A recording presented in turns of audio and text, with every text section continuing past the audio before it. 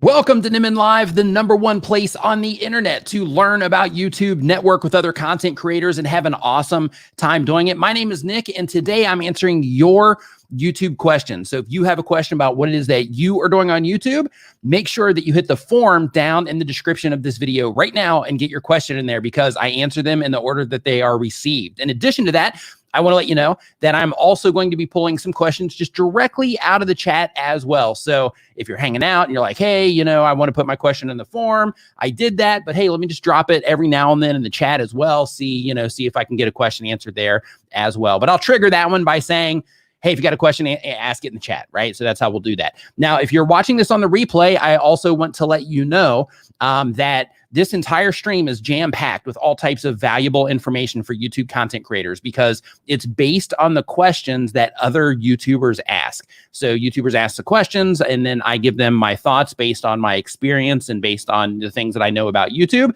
And throughout the length of this live stream, a lot of really good information comes through it. So if I was you, I would skip ahead maybe like a minute, maybe minute and a half. And that's where the actual meat of the content starts. Or you can just hang out for the next minute, sit back, grab a notepad, and get ready to take some notes so that you can learn about how to be a better content creator here on YouTube, how to grow your YouTube channel. Now, with all that out of the way, I do want to let you know that this stream is brought to you by Tubebuddy, the #1 browser plugin for YouTube content creators. Tubebuddy will help you tag your videos. It'll help you test your thumbnails.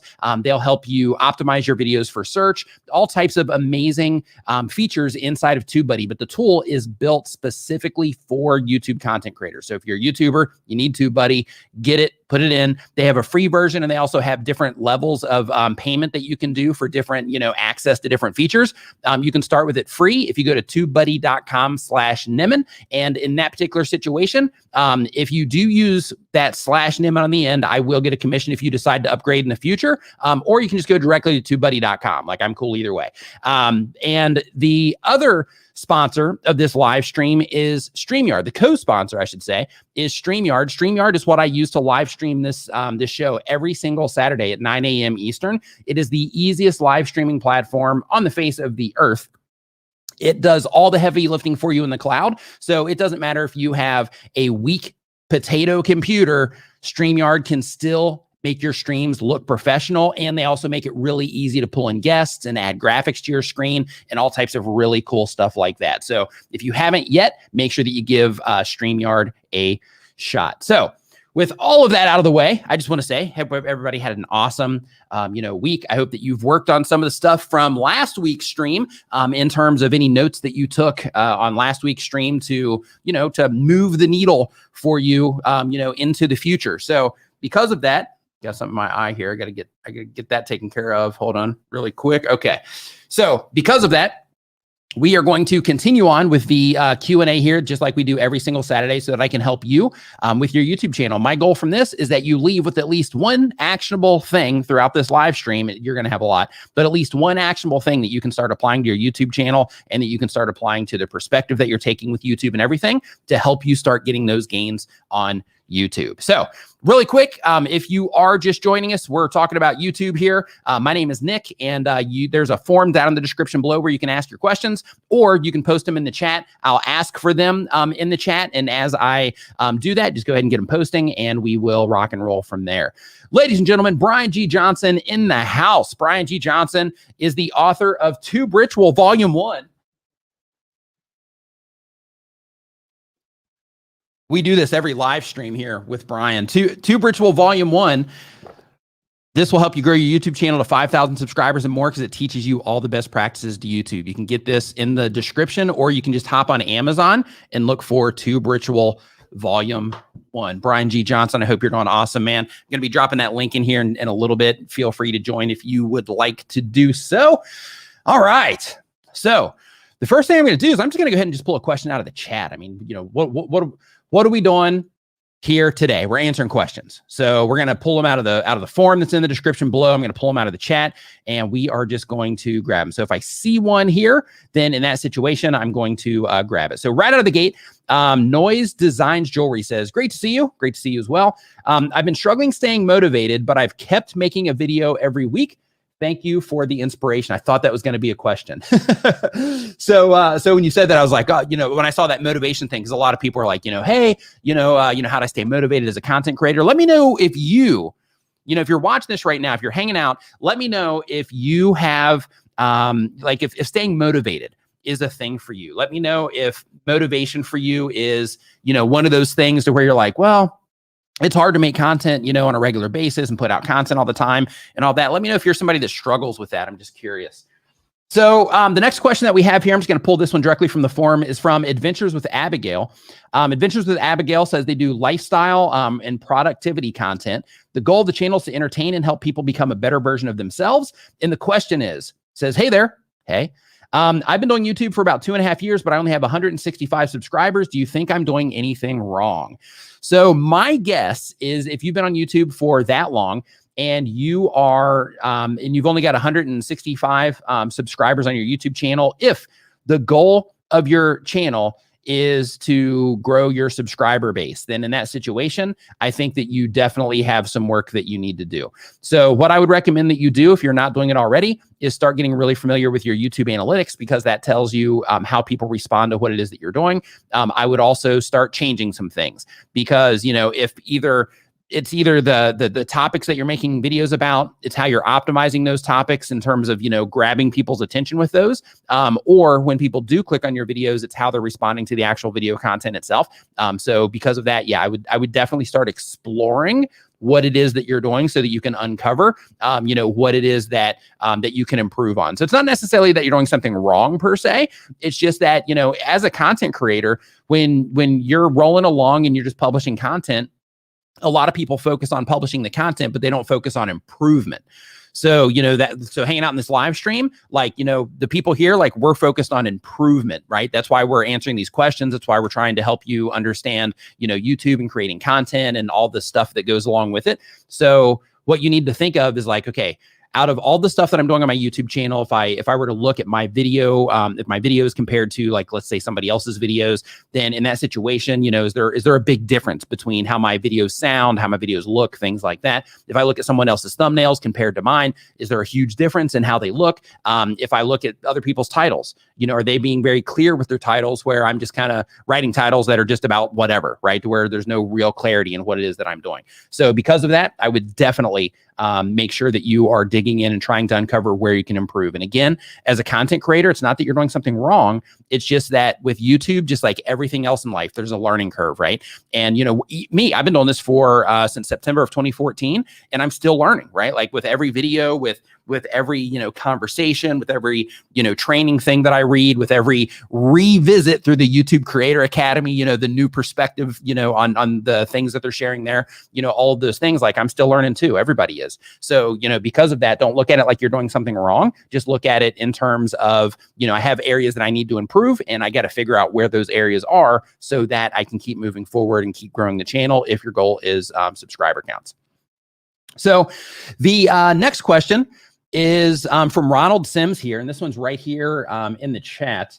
And let me see here if I can find it over on this side. Give me 1 second, and I'm looking for it, and I'm looking for it, and I'm looking for it. You know what? And I don't know where it is over here on this side. So I'm just going to pull it right out of here.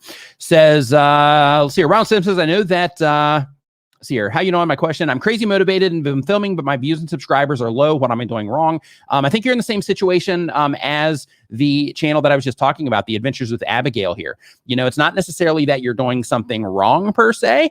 It's that there's things that you can improve on. And basically, when you are putting out content on a regular basis, you start to get insights of these things. But when you're just starting, you don't have a lot of data behind you in terms of things that you can look at and compare on your own channel and stuff like that. So because of that, don't look at it like you're messing up. Just look at it like, okay, I need to put out more content so that I can get more, so I can have more chances of winning, subscribers and viewers and all that good stuff. And also so that I can use the information that those videos have inside of them in terms of the analytics and all that in order to be able to make better content for the people that are responding to what it is that I'm doing. Super chat. Renee Ritchie says, hey, Nick, what's up? Says, how are you using the new other channels and other videos your audience is also watching blocks and analytics? Right now, I'm not, because there's already a lot of crossover. So because of that, like I'm already, you know, constantly, you know, mentioning other, you know, the other people on that list, you know, like Brian T. Johnson, for example, he's in that list. So, you know, like I'm already there in terms of, you know, being immersed with the other people in my particular channel or my particular type of content. But in your particular case, one thing that you could do for that is to simply, one, reach out to them for collaborations if you'd be interested in that. Two, pay really close attention to the videos that they're publishing, because if you have audience overlap like that, then one of the things that you can do in that situation is you can see videos that they published and you can look at it and you can say, hey, this video that they did is really taken off. Since there's a lot of audience overlap, let me see if I can do in addition to what it is that they're doing. Or maybe they missed a big, you know, a big point that a lot of people are in the comment section saying, you know, hey, why didn't you talk about this? I really want to know this. You know, look down there as well. And then you could put together like a follow-up video to what it is that they said. Of course, you wouldn't be like, okay, you know, this person made the video and they left out this big important part. So, you know, I'm gonna fill that hole. You don't want to take that approach. But just when you notice that, and you notice a lot of people are saying, you know, or asking a particular question about the video or whatever, then you can use that to make a follow-up video as well. Other things, if you just notice they have something really taking off on their channels, then for the sake of that audience overlap, since you're sending a lot of suggested traffic back and forth, then in that particular case, you can also just make something topically similar so that you can possibly have the opportunity to be able to show up next to their videos and vice versa once you publish that content. Paul Peck Drywall in the house. What's up, dude? Hope you're doing awesome. Michael Sahusvi. Hope I'm saying that right. Hopefully I said that correctly. Hope that you're doing awesome. What else do we have here? I can bring you some traffic. I have Hulk Hogan on the Andrew B. Cole show today. That's cool. That's cool. Absolutely. Hogan. Okay. So next up on our list here, we have... let's see here. Nope, it's still stuck on Adventures with Abigail here. So let me click on to the next one. And let me go back and make sure. Yep. Okay, so that one's put in there twice. Okay. So AN No Talent YouTuber PH. So we got somebody from the Philippines here, says it's a gaming channel. The goal is to earn and entertain viewers. The question, I just reached 30,000 subscribers. Thanks to your tips, Nick. High five and fist bump to you. Nice work on 30,000 subscribers. That's a huge milestone. Congratulations on that. Let's see here. But I'm currently struggling on making new content. I'm starting of running out of ideas, and I only post 1 to 3 videos per month before I can post 7 to 14 videos a month. Please help. Okay, so depending on the type of content that you make, right now you have gaming content. So if you're running out of ideas, one of the things that you can do is just go to YouTube autocomplete. What that is that on YouTube there's a search bar right up there at the very top of the screen. You can put in your cursor into that and you can start typing things. And when you start typing things, YouTube is going to have a list of additional things that people are looking for around that particular subject matter. So since you do gaming content, let's say that you're making videos on GTA, then in that situation, you could just simply put GTA or Grand Theft Auto or something like that that's related to the game and just see the things that people are looking for. In that particular case, you might have it to where people are looking for how-to related content. You can make some of that. You might find it where people are looking for, you know, walkthroughs. You can do that sort of thing. You know, just anything that people have there. That's just an endless pool of ideas for you. And you can also, in that same vein, you can also go to the YouTube autocomplete and you could do, you know, GTA 5 online space and then do A. And then when you do A, then a bunch of things are going to come up and then you backspace and then do B and you just repeat that through the alphabet. And then before you know it, you're going to have a year's worth of content ideas for the games that you're playing. Amit says, can you have a quick review of my chess channel? Amit Panchal, I cannot. I'm actually not looking at YouTube channels during the stream today. We do that in our members only live streams. Let's see here. Next up, we've got Yalad Mitch. Yalad Mitch says they upload 1 time per week or more, and it's a gaming education channel. That's cool. Sounds like the Schooled Zone. The content is, or the goal of the channel is to help new players and, of course, to get 1,000 subscribers. Any question? Hey, Nick, my question is, what should I do when a game dies? The game that I'm talking about is Fortnite. Should I move to another game or should I continue making content for the current game? So first, Like my girlfriend and I play Fortnite all the time, and it saddens me to know that Fortnite's on the way down because we love it. Like we're in there, you know, almost every single night playing Fortnite, and we absolutely have a wonderful time doing it. That's kind of like our, you know, some of our bonding time as we, you know, team up and go, you know, go on missions of sorts over there. So so it's sad to hear that. But basically when you lose interest in a game or when a game starts to go down, you can keep making content on it if you'd like, or try to find something that's similar. So if you find a lot of people in the Fortnite communities online on Reddit and Facebook and anywhere else that they're talking, then in that situation, if you notice people are talking about going to a different game because it's like similar or it's like a fresher version or a cooler version or whatever it happens to be, then maybe you want to step into that particular area in that situation. Social Media Examiner, Mike Stelzner in the house. What's up, my dude? Hope that you are doing fantastic. Let's see here. Next up on the list, we have... Oops, I just skipped over that one. No, I didn't. I went back to that one. Okay, we've got Ash is the next up here on the list. Ash says that they have an auditor channel. The goal of the channel is to educate public officials on the law. That's cool. And the question, can you please tell me more about RPM and CPM?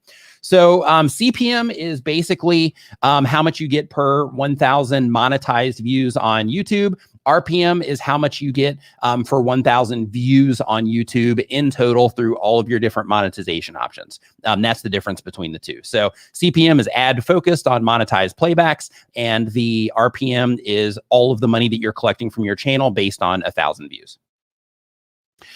Andrew Z. Super chat. Says, hey, Nick. What's up, Andrew? Says, fist bump to you. Fist bump to you too, my man. Says, Andrew Z in the house. Can you explain to us the difference between weighted and unweighted keyword search on Tubebuddy, please? Yeah, so the weighted version basically takes all of the things that you talk about on your channel into account, the other videos that you have showing up for specific terms and things like that. Whereas the unweighted version is just kind of a generic, you know, just blank version with no inside information applied to that particular result. Super chat. Detroit Poker. What's up? Hope that you're doing fantastic. Thank you for the super chat. Mucho appreciated. Thank you. Okay, so next up on our list here, on the question side, we have McGuire was taken. Says that they do meme content. The goal of the channel is to make people laugh. The question, I post short memes on my channel, less than a minute, which don't contribute much towards watch time. What would you suggest I do? Keep going.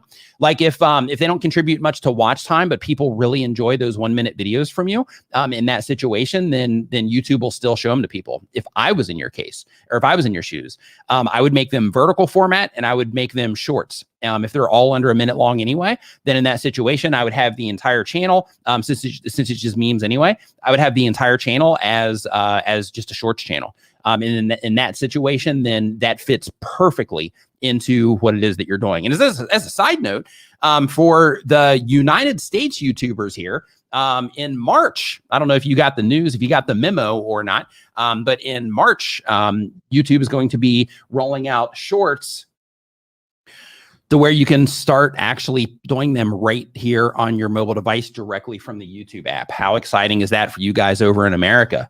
America, getting them shorts. That's what I'm talking about right there. Woo. Okay, so next up on our list, we're just cruising through these today. This is awesome. Okay, so we've got Ross Baxter. What's up, Ross? Thanks for your question.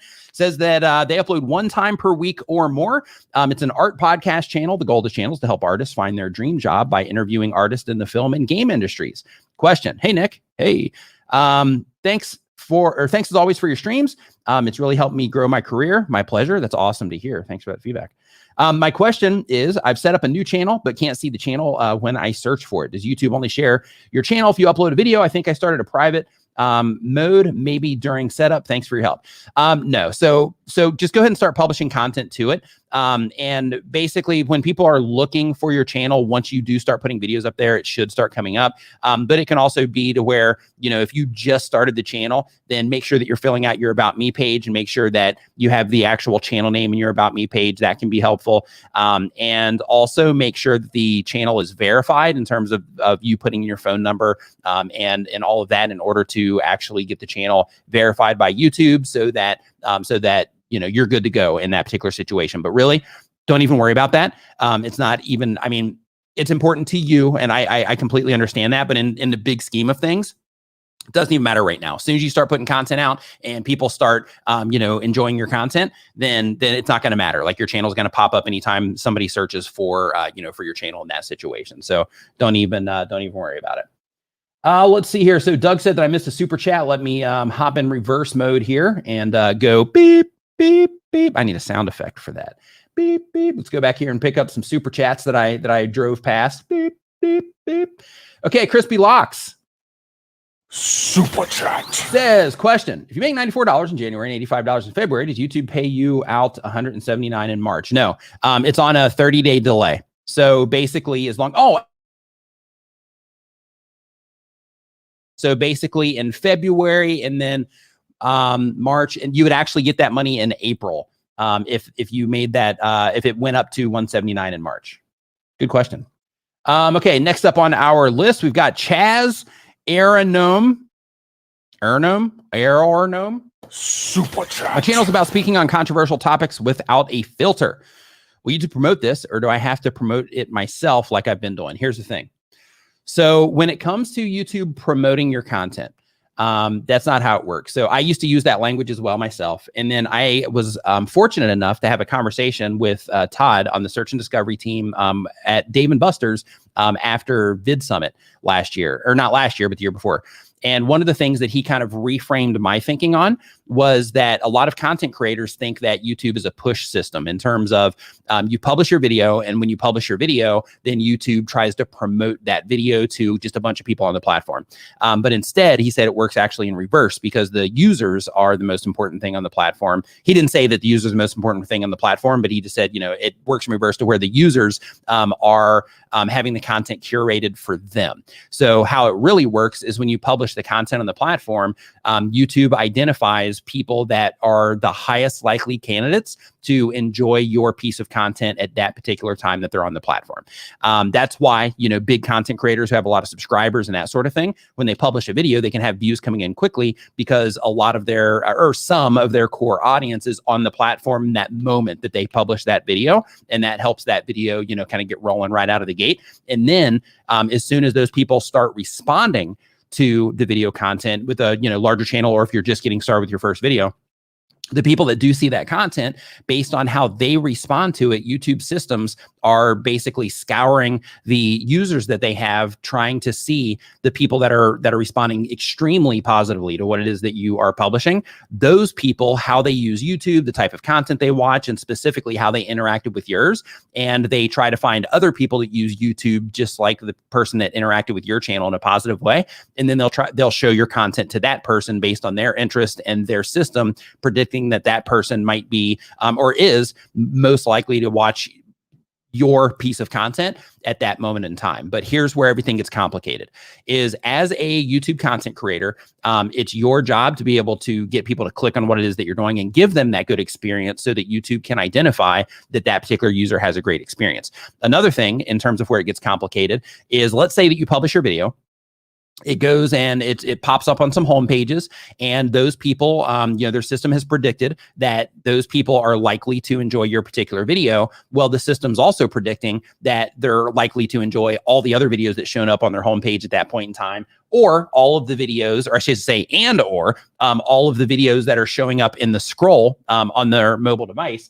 And because of that, when YouTube is showing your content to them, you're also competing against a bunch of other videos that YouTube has predicted that particular user is going to be likely to enjoy.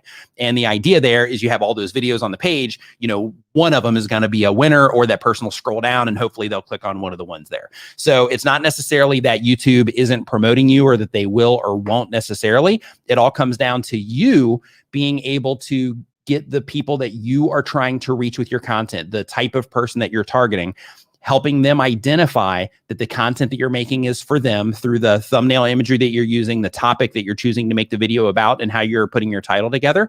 And then, of course, being compelling enough with what it is that you're, or how it is that you're putting your thumbnail and title together to get them to actually click on what it is that you're doing. That's just step one, though.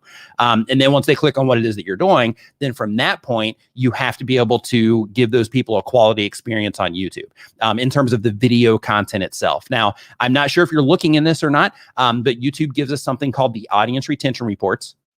Inside of the audience retention reports, that's basically a second-by-second graph of how people are responding to your content when they do click on it. So if you notice that, hey, I'm publishing these videos, but I'm not hardly getting any traction whatsoever, go in and start looking at, one, your click-through rate, and two, specifically in the different traffic sources, but we'll just say click-through rate as an umbrella for now. And then you want to make sure that you're looking in your audience retention reports to see how people are responding to what it is that you're doing. Because at the end of the day, if you want to do well on YouTube, it comes down to how good you get at getting people to respond to the content that you're publishing at the click level, at the watch level, and then, of course, getting them to either subscribe or just to continue clicking on your stuff when YouTube shows it to them. So that's ultimately what's happening. So even though you might be a little bit abrasive, we'll call it that, even though you might be a little bit abrasive in the content that you're putting out, in some cases, you might end up in like restricted mode or something like that if you're using a lot of profane language, or if you're talking about things that are extremely controversial. But even if you're in restricted mode, typically that's just an age restriction, or some people will put their YouTube into restricted mode, but as a default, it's not in restricted mode, and a lot of people don't even know it's there. So so you might end up in a situation like that if you're using a lot of abrasive language. But outside of that, if you have people responding to what it is that you're doing in a positive way, those people don't care about your language, right? They don't care about the language that you're using. They're into the subject matter that you're talking about. And as long as those people enjoy what it is that you're doing and they positively interact with what it is that you're doing, then YouTube will find other people on the platform that are a good candidate for that video as well. And then it again comes down to you in terms of you getting them to click on that video. And then that cycle just rinses and repeats over and over and over again. So hopefully that helps. All right. Flash in your pan. What's up, Mr. Camera Junkie? Hope that you are doing awesome. Road to finish. Nice to see you hanging out in here. Let's see here. So we've got, let's see here.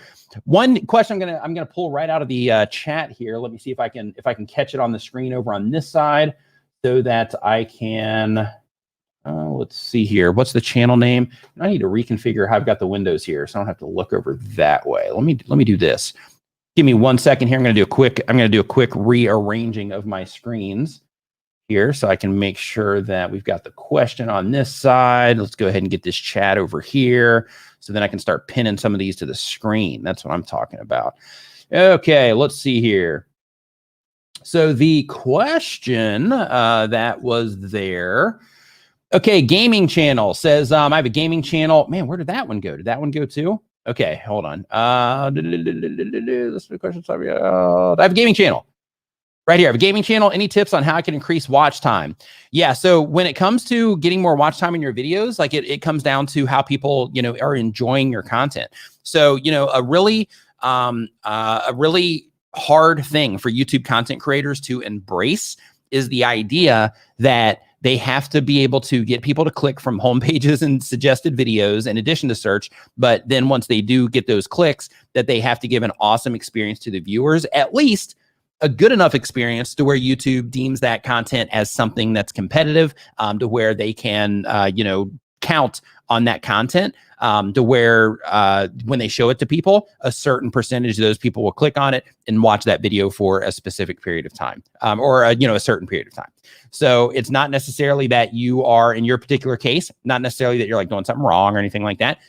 It's just you need to go through the process of learning how to fine tune what it is that you're doing just to get a better response from it. Let's see here. Next up on our list, we've got, let's pull this one out of the form.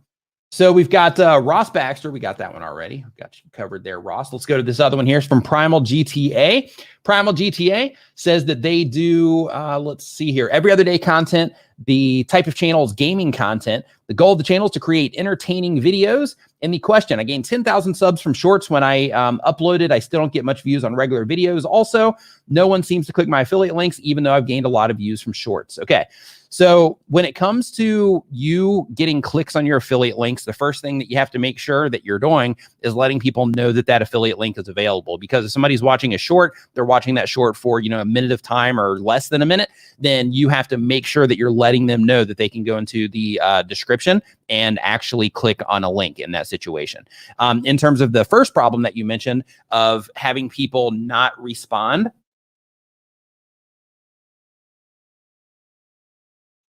there we go. In terms of that first situation of having people not respond to your long form content, you're pulling them in on shorts, right? So you're pulling them in on shorts. They're subscribing for the short content because it's a user that's currently just flipping through shorts. And because of that, those people just might not respond at as high of a rate for the long-term content if they're in there just kind of cruising through shorts. Me personally, like, in terms of the type of user I am on YouTube, like I'll respond to, I'll go in there and I'm looking at shorts, and then, I'll also watch tons of long form content. I'll even listen to like meditation music. So I'll listen to, I'll have like live music going, for like hours, hours at a time, sometimes, in the background. So like I listen to all of it. Eric, wait, I was actually going to start season 2 last week. Eric's asking what happened to Comments Over Coffee, which is my podcast.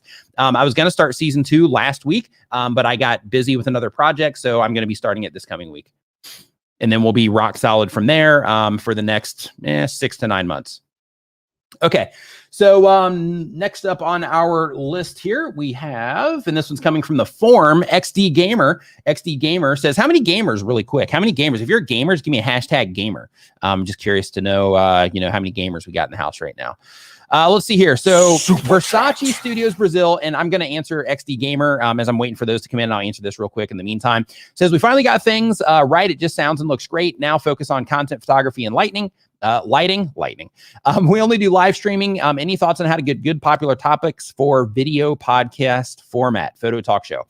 Okay, so in terms of good popular topics, just do keyword research. So when it comes to keyword research, one very easy way to do it, or topic research, I should say, is by, we got a lot of gamers. Look at that. Wow. Nice. A lot of gamers in here. That's what I'm talking about. Go gamers. Woo. So basically when it comes to the topic ideas, one, you can use trends.google.com. That will help you just look for like photography, things like that. And then you can, uncover some things there. That also gives you the option to ride very specific trends if you can wrap photography around it. In addition to that, go to the YouTube autocomplete, start typing in anything related to photography, and you're going to see a list of things that people are actively looking for on YouTube. You can do the same thing on Google. And then a really cool thing about Google that YouTube doesn't do is if you scroll all the way down to the bottom of the page on Google, they'll show you like a block of other ways that people are looking for that same idea that you put into the search bar as well, which is really cool. So if you wanted to, figure out other ways to kind of frame the topic, other things that you can do is you can use a tool called Keywords Everywhere. It's kind of the same idea to where it kind of curates all that information that I was just sharing with you. And then there's also, of course, Tubebuddy. With Tubebuddy, they have their Keyword Explorer that you can also use for topic research. And then they also show you a meter in terms of, like with your channel, what is your likelihood of showing up for this particular term, as long as people respond to the videos, as you're publishing them. So in a nutshell, that's how you come out with popular topics for what it is that you're doing. Other things that you can do as well, just as a side note, is you can also look at other people who make content like you do. Those other people who make content like you do, you can look at their popular uploads. You can look at their videos that they've published recently that have done fantastic, and you can use those as as kind of jump off points for additional content to make as well, if it's been proven to get that positive response.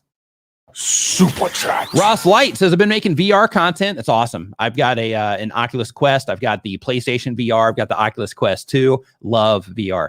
But I want to move over to other gaming subjects. What would be the most efficient way to do that? Just start making content in the other one. So if you've grown the channel, I'm not sure. Let me actually look at your channel really quick and see what's going on. I'm not going to pull it up on screen, but I just want to take a really quick look here. YouTube.com. Let's paste Ross Light. I didn't paste, I typed. Okay, yeah, I don't even see your channel here. Okay, so yeah, you can pivot in any direction that you want to. Give me 1 second to just confirm that idea. Hold on. Let me click on channels.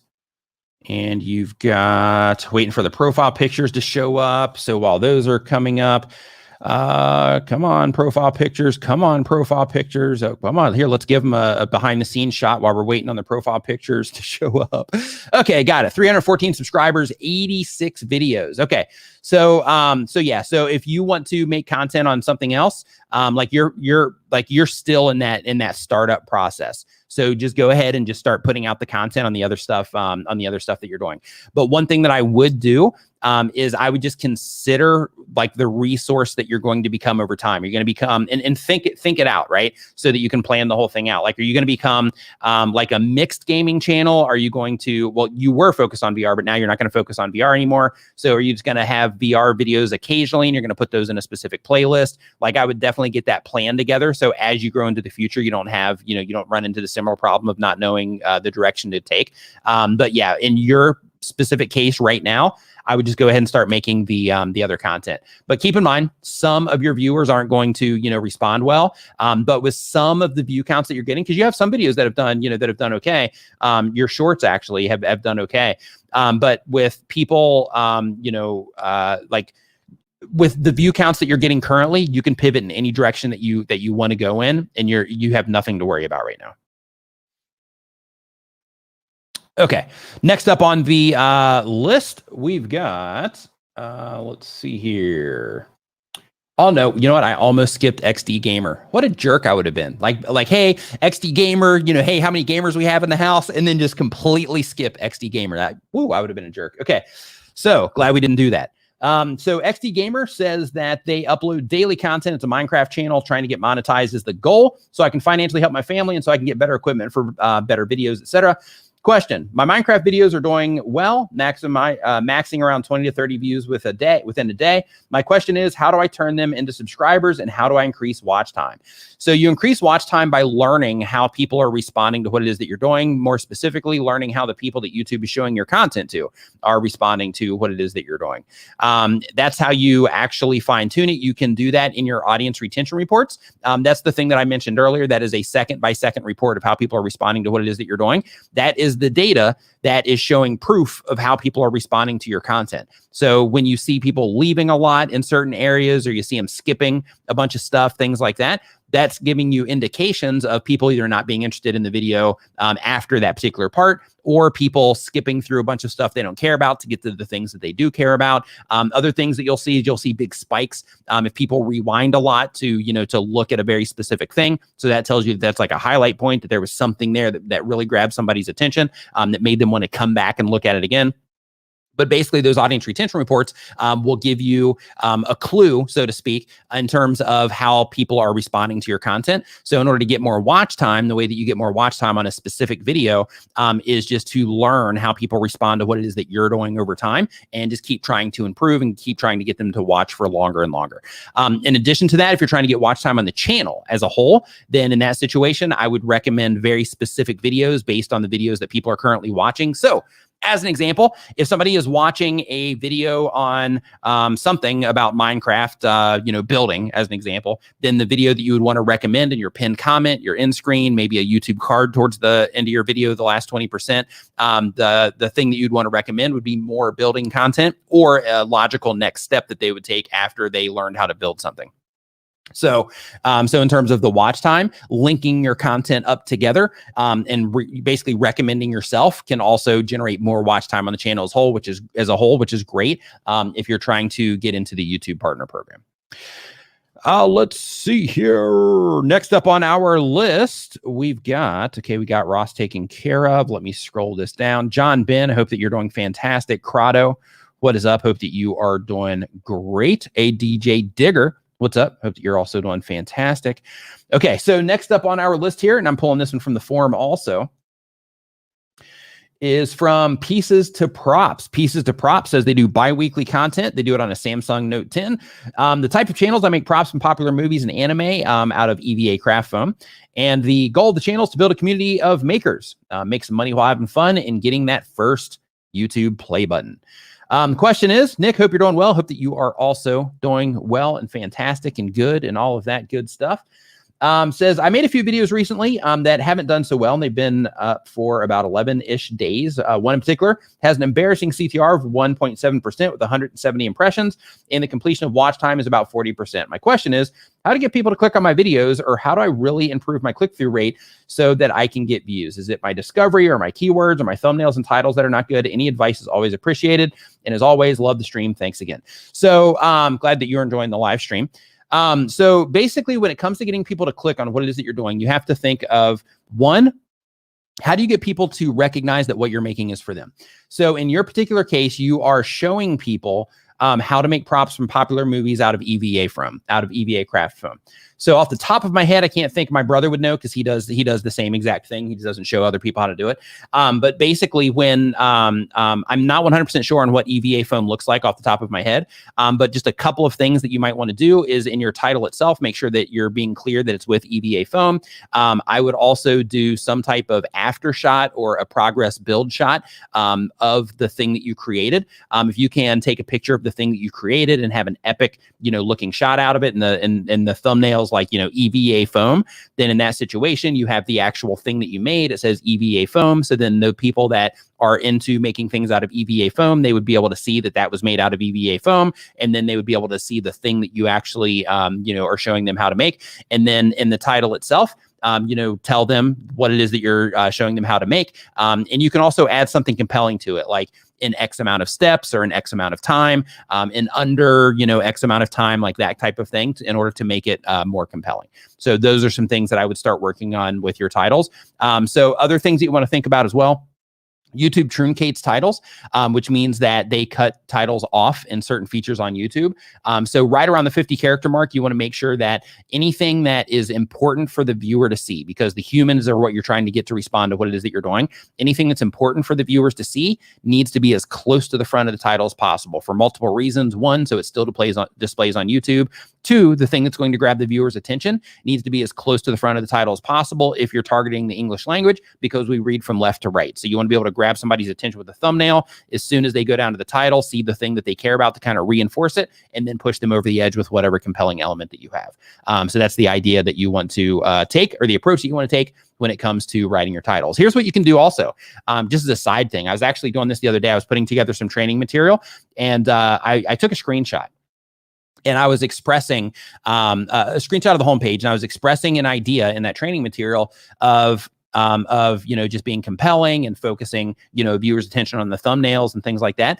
And one thing that I noticed was that on the homepage itself, all of the thumbnails, just dead simple thumbnails, right? They're just dead simple. The focus is exactly on the thing that is of interest. They're doing their titles in the right way. They're being compelling, so on and so forth. And that's why they're on the homepage, right? That's why they're showing up on my homepage, because they're doing all of the right things in terms of, focusing on that thing, being compelling, making it clear who it's for, all of that good stuff. So yeah, all of that is really, really important to do. Also, other things, including the keyword EVA foam, would also be beneficial to you in terms of, just context for the system of what it is that you're doing. And so that people that are looking around for your type of content will see that as well. Live streaming pros in the house. What is up? Hope that you are doing fantastic. Doug Houston, YT in the house. What is up? Andrew Z. Welcome to the Nimminati. Welcome to the Nimminati. Make sure that next time you're on Facebook, you look for Nimminati VIP. That is our members only Facebook group. And just make sure that you fill out everything on the way in, because that's how I verify that you are a channel member on the way in. So make sure that you do that. That is where we do our live streams, where we're live streaming every Wednesday now. It was Monday, but we changed it to Wednesday. But that's where we, look at channels and, give some tips on, specific things that you're needing help with. You have questions, about YouTube and what it is that you're doing. A great community over there in terms of, the people that are joining and interacting over there. Let's see here. Ross Light also. Welcome to the Nimminati. Welcome to the Nimminati.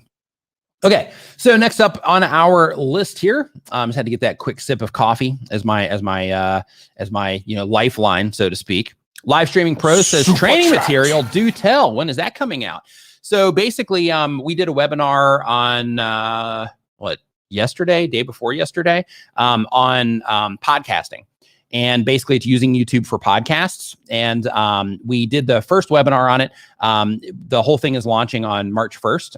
But we've already got, people that are, in there and all that good stuff, waiting for that. But basically, that particular thing is going live on March 1st. But as soon as it's actually live, then I'll definitely be talking about it more. Gemma's Journey Grace. Gemma's. Welcome to the Nimminati. Same thing for you. Make sure that next time you're on Facebook, you look for Nimminati VIP, or you can just go to the members only videos here on the channel. There's a link directly to that in the description. Make sure you fill out everything on the way in, because right out of the gate, like when I see the request, because a lot of people from the streams will go over there and try to join, even if they're not a member. So if people don't fill something out, like if they don't have anything filled out, then right out of the gate, I just delete it, because then I know that, that they're not actually trying to get in there for real. Darn spammers.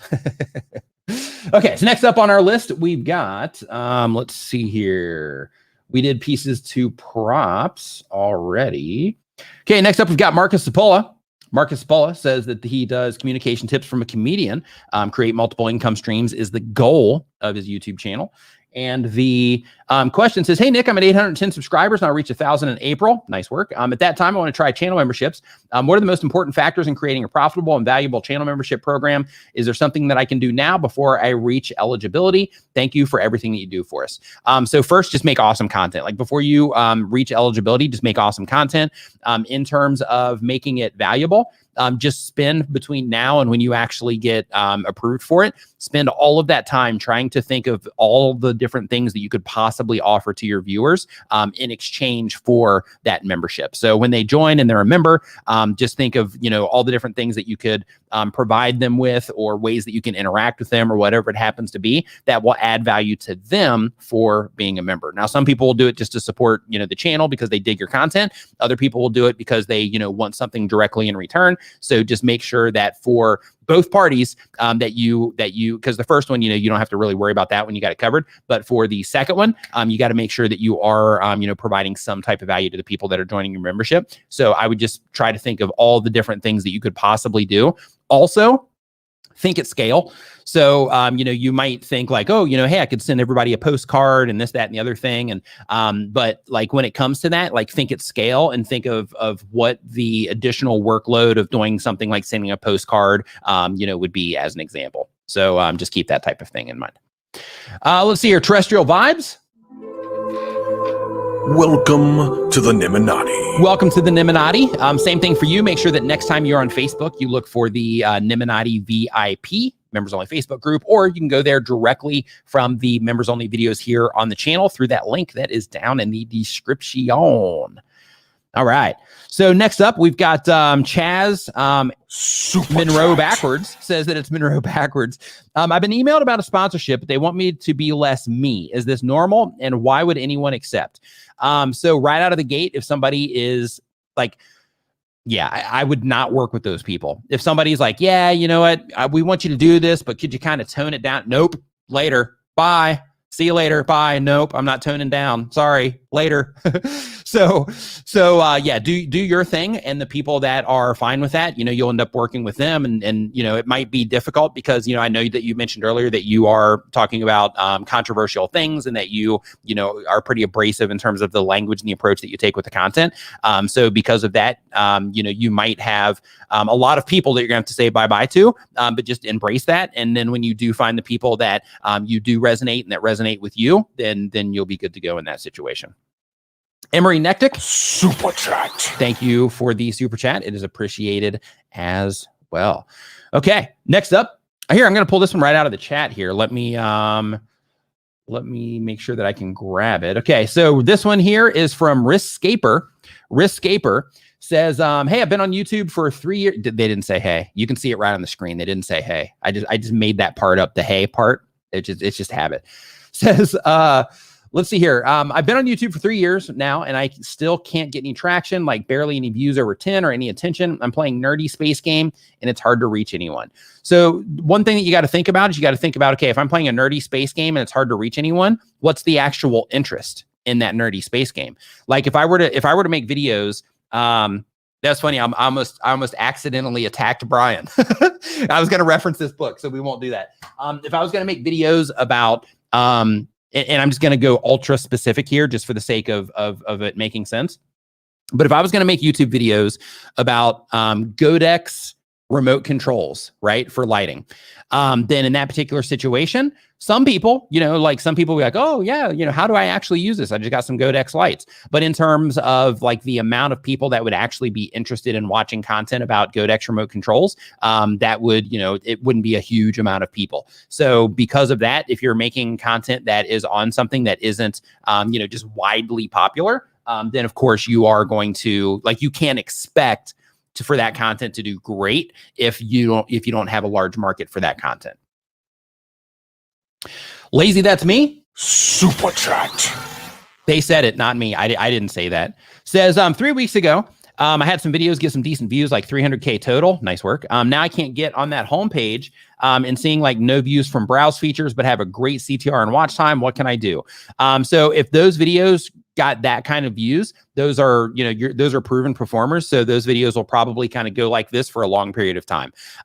Or they just happen to get connected next to like a really strong video that's getting crushed with traffic, and you're able to pull a lot from that. And now it's just not, it like somebody else kind of bumped you out of that spot. But if you had that performing video, like, you'll end up pulling more traffic in the future. But if it went up and then it went back down, what you want to do, so you can find out exactly what happened, is you can go into your YouTube analytics and use the grouping feature, and you can actually, or the compare feature, and you can actually compare date ranges. So basically you just click on compare, and then you would select, I can't remember the actual language, but it's like something about a period or something. But basically you select that. I think it's at the very top for the date range. You would click on that, and then you can customize the actual date ranges once you have the display of both of those. When you have the display split, then you can change the date range for each. Here, next up on our list is, let's see here. Where is Marcus? We got that one taken care of. Let's go over to Dark Zombie. Dark Zombie says they've been on YouTube for less than a year. They do gaming and some funny content. Goal of the channel is to entertain people and reach monetization. The question, hey, Nick, love your channel. Thank you. I appreciate that. It says, I've been finding that when I comment on YouTubers' videos who have around 1,000 subscribers, that they respond and start enjoying my content. Is this the right thing to do?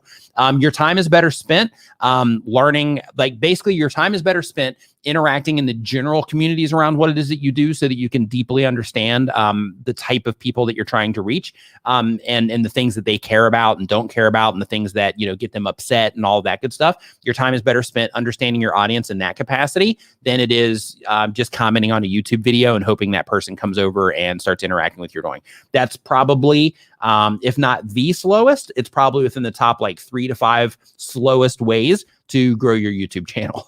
So because of that, I wouldn't even worry about that, because if you really want to get the needle to move, it's going to come down to, you learning how to get your audience to respond to what it is that you're doing, the people that you're trying to reach. And the only way to do that is by paying really close attention to the community and the things that they care about, and also paying really close attention to your stats in terms of the decisions that you're making with your own content and how people are responding. To the Nimminati. Welcome to the Nimminati. Next time you're on Facebook, look for Nimminati VIP.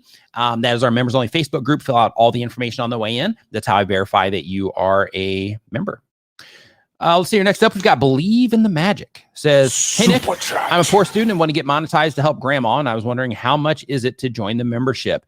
The channel membership here on YouTube is, I think it's like $4.99 or $5 or something like that. I have it at like one of the lowest possible tiers, just because the channel memberships for me, all that is that's just a separation from this is going to sound bad, but it's a separation from just like general outreach versus, you know, people that are a little bit more serious. So like that's the difference. And, you know, for the people that are a little bit more serious about what it is that they're doing, that are willing to put some skin in the game, so to speak, even though it's a very low amount, you know, that's where they can tag me in questions on Facebook and things like that. And when I see them, then I go in and answer those. And plus we're in our members only live streams, looking at channels, all that good stuff. So, you know, that's what that is all about. Plus you get this really cool green color next to your name and a little play button next to your name as well. That's right. Ladies and gentlemen, not only can you get a play button for crossing 100,000 subscribers, but you can get a little play button right next to your name for being a member here on Nimmin Live. Okay, so next up on the list here, we already got through Dark Zombie. So next up on our list, we have Next Level Stevan, Next Level Mindset. I like the promise of your channel name right there. Like I'm expecting like something epic from this question, just to let you know. Type of channels: music, entertainment, inspiration, motivation. The goal of the channel is to be able to do YouTube full-time, grow full-time income. Question: I've only been consistent for the last few months. How do I set an automatic filter for spam comments? I have it set to hold inappropriate comments for review, but what about the ones that have links going to inappropriate sites? I usually have to check my email or check all comments to catch them. Is there a better way? Yes. In your settings, you can also it might be like one tab in one direction or the other, but you can also set to hide links and hashtags as well. In addition to that, you can also use the blocked words list. If you notice that people, and this is for everybody here, if you notice people are commonly saying specific things in your comments, like you've probably gotten some of those bots to where people like you publish a video and within seconds this bot comes in and it's like, oh, I'm like the comment is, I'm so lonely, or you're so handsome, or you're so pretty, lip emoji, kiss emoji, heart emoji, and then like flower emoji, right? Those particular ones, just copy what it is that they're saying, paste it into your blocked words list in your YouTube settings. And I have a video on YouTube settings. Just look for my name in YouTube settings. It'll pop up. But the blocked words list is really great for that. Also, if you have somebody that says stuff in your videos that you just don't like, let's say like in my particular situation, because, you know, I'm follically challenged. So since I'm follically challenged, then in that situation, if I wanted to, if I cared, then I could put, you know, bald and things like that in my blocked words list. It might even be in there. Maybe I care. But basically, you know, I could put, you know, bald and shiny head and, you know, things like that in my blocked words list, maybe even follically challenged. I put all that in my blocked words list. And then when I do that, as soon as somebody says one of those words or one of those phrases, YouTube will basically grab that comment, take it out of public view, and put it in a section called held for review. And with those, you don't ever have to look at those if you don't want to look at them. Okay, so next up on our list here, we've got Shams M. Monum. Shams and Monum says that they have a informative technology, science, and physics channel. The goal of the channel is sharing knowledge and experience. The question is it okay to use other videos on YouTube by screen recording them and showing that it's from YouTube, or will I get a copyright strike? Yeah, you are setting yourself up for a copyright strike. Please do not do that, because you will end up losing your YouTube channel in the event that they detect that, which they will. It's just a matter of time. It might be immediately, you know, while you're waiting to publish the video, or it could be 3 years down the road after you've grown that channel to a substantial amount of subscribers. And then you end up hurting yourself in that situation because your channel ends up getting toasted. Okay, next up on our list, I just want to say, Contempo Coding. Welcome to the Nimminati. Welcome to the Nimminati. Make sure that next time you are on Facebook, same exact thing here for, let's see, for Royal Knight Gaming. Welcome to the Nimminati. Make sure that next time you're on Facebook, just look for Nimminati VIP and fill out all the questions on the way in. That's spelled Nimminati VIP with a space between Nimminati and VIP. All right. So next up on our list here, we have Seth Perry. Seth Perry does bi-weekly content. It's addiction recovery content. That's cool. I have a friend of mine here locally in Chiang Mai. His name's Leon. He has a YouTube channel where he helps people overcome alcoholism. And he's using that in an awesome way to, one, add free value to people, but also to drive people to his coaching. And he's killing it on his coaching. So Leon, if you happen to be, watching this, or if you watch this on the replay, man, high five and fist bump to you for crushing it. But anyway, so addiction recovery to complement my career as a pastor to help addicts with editorials is the goal of the channel. Question. I've been making long form videos for around 14 minutes and I noticed my watch time is low. I'm tightening up my editing. Is that the only thing that I should do? That's a great question. So if you notice that your watch time is low, but you're making longer videos, then in that situation, that tells you that you don't need to make 14-minute videos. So when you are putting your video content together, if you notice that it's 14 minutes, then I would just go through and cut out as much as you possibly can to get that video shorter. So other things that you want to think about is the recording process itself, in terms of recording content that isn't 14 minutes long once it's edited down. So with that, you might want to just pick like a couple of bullet points or maybe talk about one specific thing and just be a little bit more concise with how you're explaining a particular thing so that you can get your videos shorter. In addition to that, in addition to tightening up the editing, on that side of tightening up the editing, there's a lot of complexity with that because, your pacing matters, if you use music or not, and the specific music that you do use, if you decide to use it, matters for the audience that you're trying to reach. B-roll, which is basically like this right here, would be A-roll, right? This is like the main thing. This is the headshot where you're sitting there talking.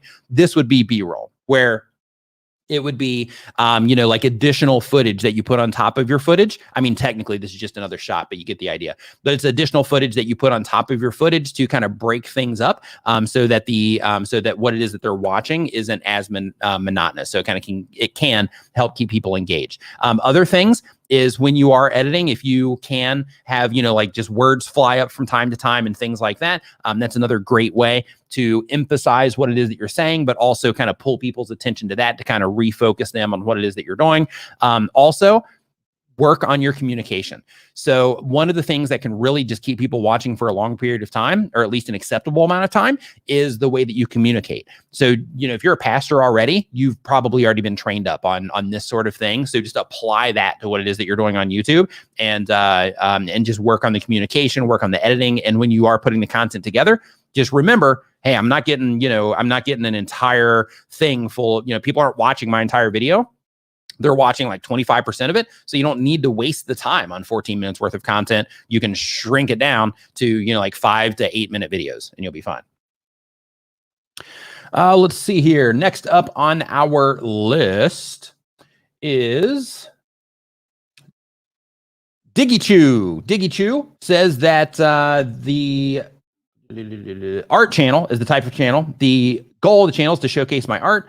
Question, how do I increase my viewer retention? I'm not sure because the type of content is art and the thing is showcasing your art. So I'm not 100% sure exactly what it is that you're doing with the actual content itself.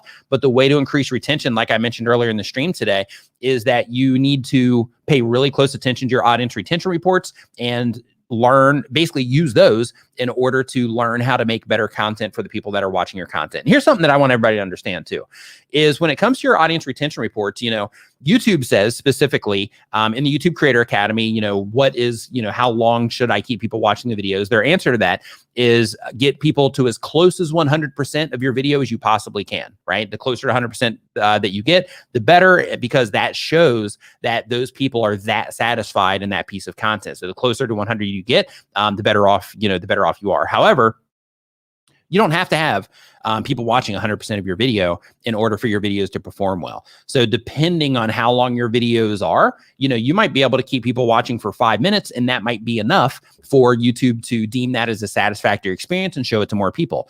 You might be able to keep people watching for 3 minutes.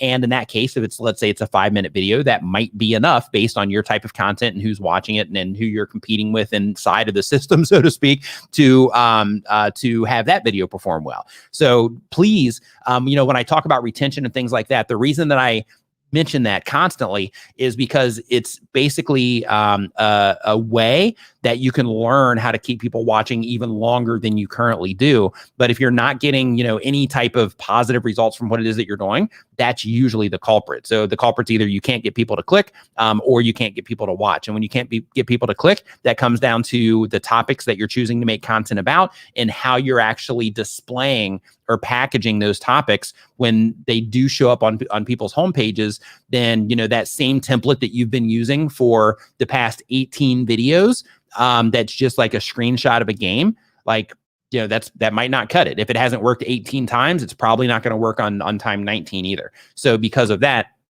you got to go through that process of learning how to, read and interpret your audience retention reports, but also, just get really good at learning how to get people to click on what it is that you're doing. Okay, so next up on our list here, we've got Super Gamer X. Super chat. You're a super gamer. Here's a super chat. Super chat. Nice, love it. Super Gamer X says, I'm getting more views on NPC quotes videos than my other videos like gameplays and modding tutorials. How to get more views and watch time on every video I upload. I make GTA related videos. So if people are responding to the NPC quotes, and I don't know if it's an extreme amount in terms of more views that you're getting, or if it's just, like these videos get 100 views, these videos get, 120 views, right?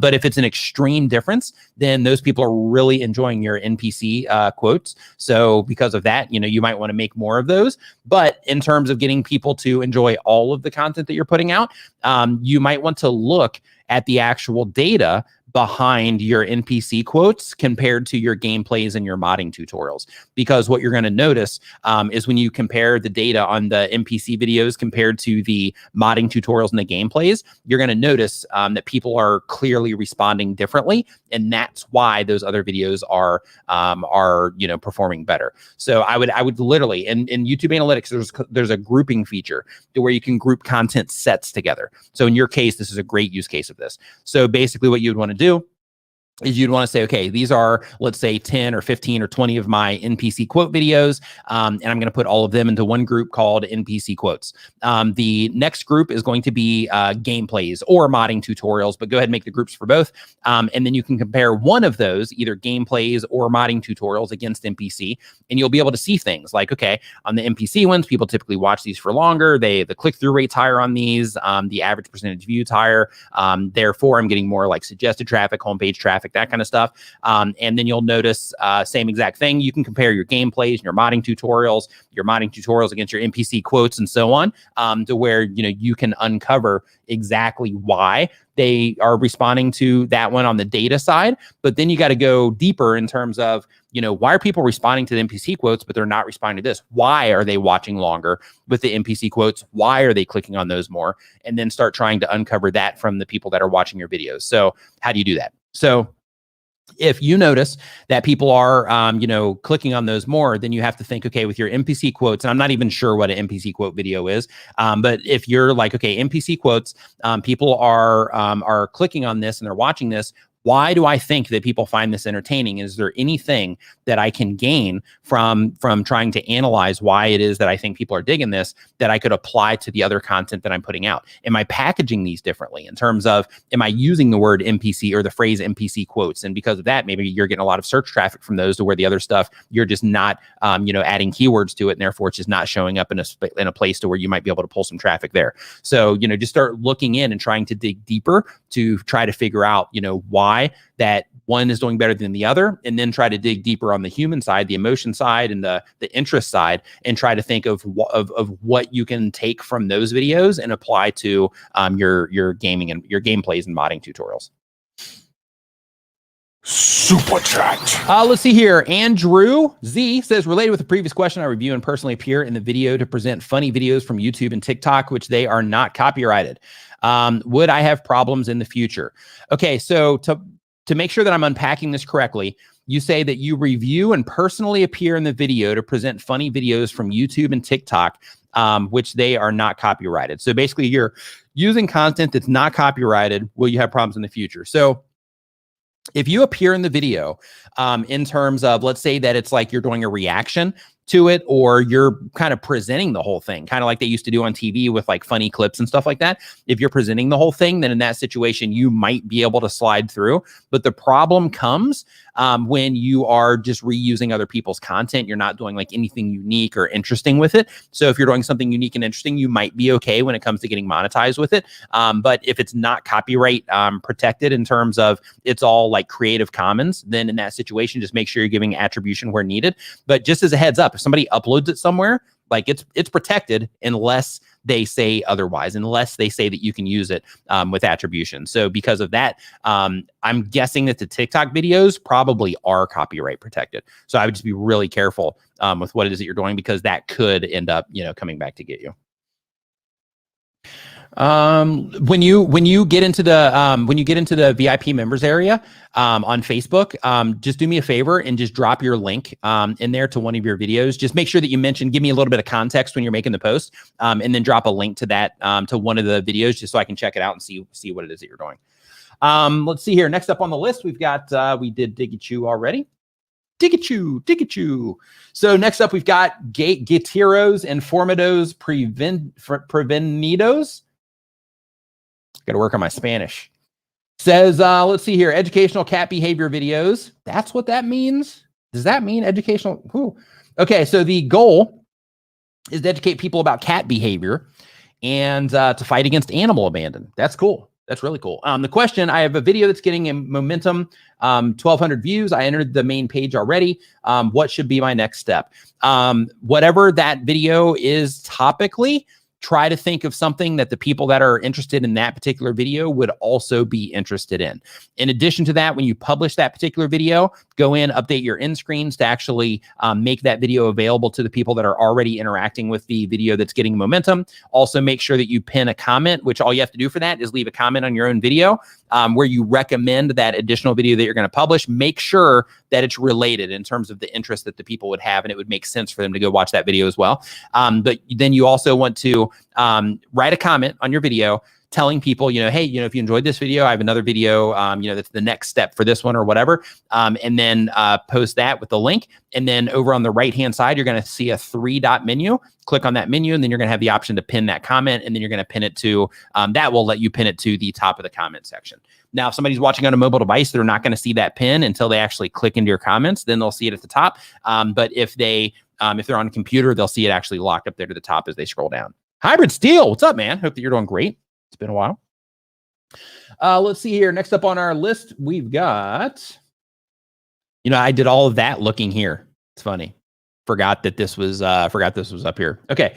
So next up on our list, we'll just put it back. I mean, why not? JB Sphere Freak says, it's a gaming channel. The goal of the channel is to turn this into a career and become a content creator. First, if you're uploading to YouTube, you're already a content creator. Let's see here. The question, what type of music should I use in my videos, and how many decibels should it be? I use music from the game at the moment in the background, which is around minus 20 dB in Premiere Pro, which I took as a reference from Vanos Gaming. So I know when you upload videos to YouTube, they have, I'm not sure like the technicalities behind the, like what the like LUFS, like what that means. But I know on YouTube, the recommendation for your audio is -14 LUFS, LUFS. So that's like your total video. That's like everything that's happening in your video. But in addition to that, in terms of how loud your audio should be compared to, like your vocals, as an example, that comes down to just a preference on the, like when you're actually putting it together. But when you are putting it together, make sure that you're not drowning yourself out in terms of that you can still hear you. If there's any part of the song that ends up, getting like more intense or louder, then you might want to go in and kind of level that one off with like a volume envelope or something like that. But basically when you are, doing that, in terms of an exact dB for your voice and an exact dB for the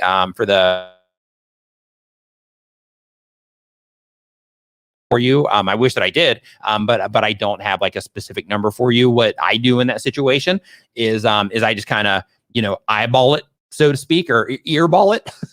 I don't know. Is that a thing? Earballing it instead of eyeballing it. But yeah, I just kind of earball it for the sake of, just being like, okay, is that a little bit too loud? Now let's pull it down just a little bit to make sure that, the voice can be heard a lot. Other things that can be helpful in that situation. is to fully process your voice. So for example, like with my voice, when we do our videos, when I do them or when Vigard does them, whatever, basically what we do is we add a normalizer to it, we add dynamics processing to it, add another normalizer to it, add an EQ to it. Of course, there's a noise filter also, or noise remover. But we add an parametric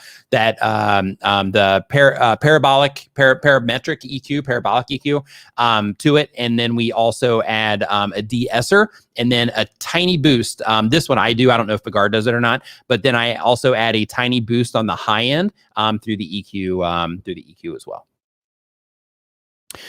Let's see here. Next up, we got Decision of Power. Super chat. Says Nick, 165 subs in 5 weeks. Been trying to live update you every time. As for the FTMO Forex funding challenge, I passed that. Really appreciate the advice that you've given along the way. High five and fist bump. Keep on trucking.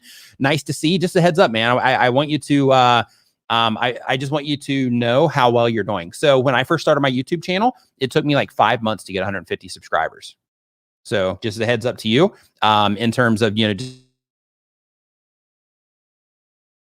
let's see here. Next up, we got Satanic. Super chat. Says, hey, Nick. Hey, Satanic says, I have 200,000 subscribers. What is the best way to start finding sponsors that pay fairly?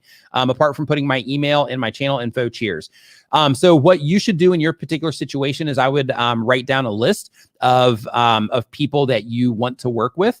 And then I would start putting together a plan for each person as you start sending out an email of the type of content that you could make for them on your channel. So for example, hey, I'm putting together this video about XYZ, and I would love to, feature you in this particular video because I think it would bring a lot of attention to you because my audience, they're really into this particular thing, whatever. And you could reach out with that particular approach. Another thing that you can do as well is you could also go with you can hit up companies like Space Station, for example, because what they do is they basically get all these deals. It's not an MCN.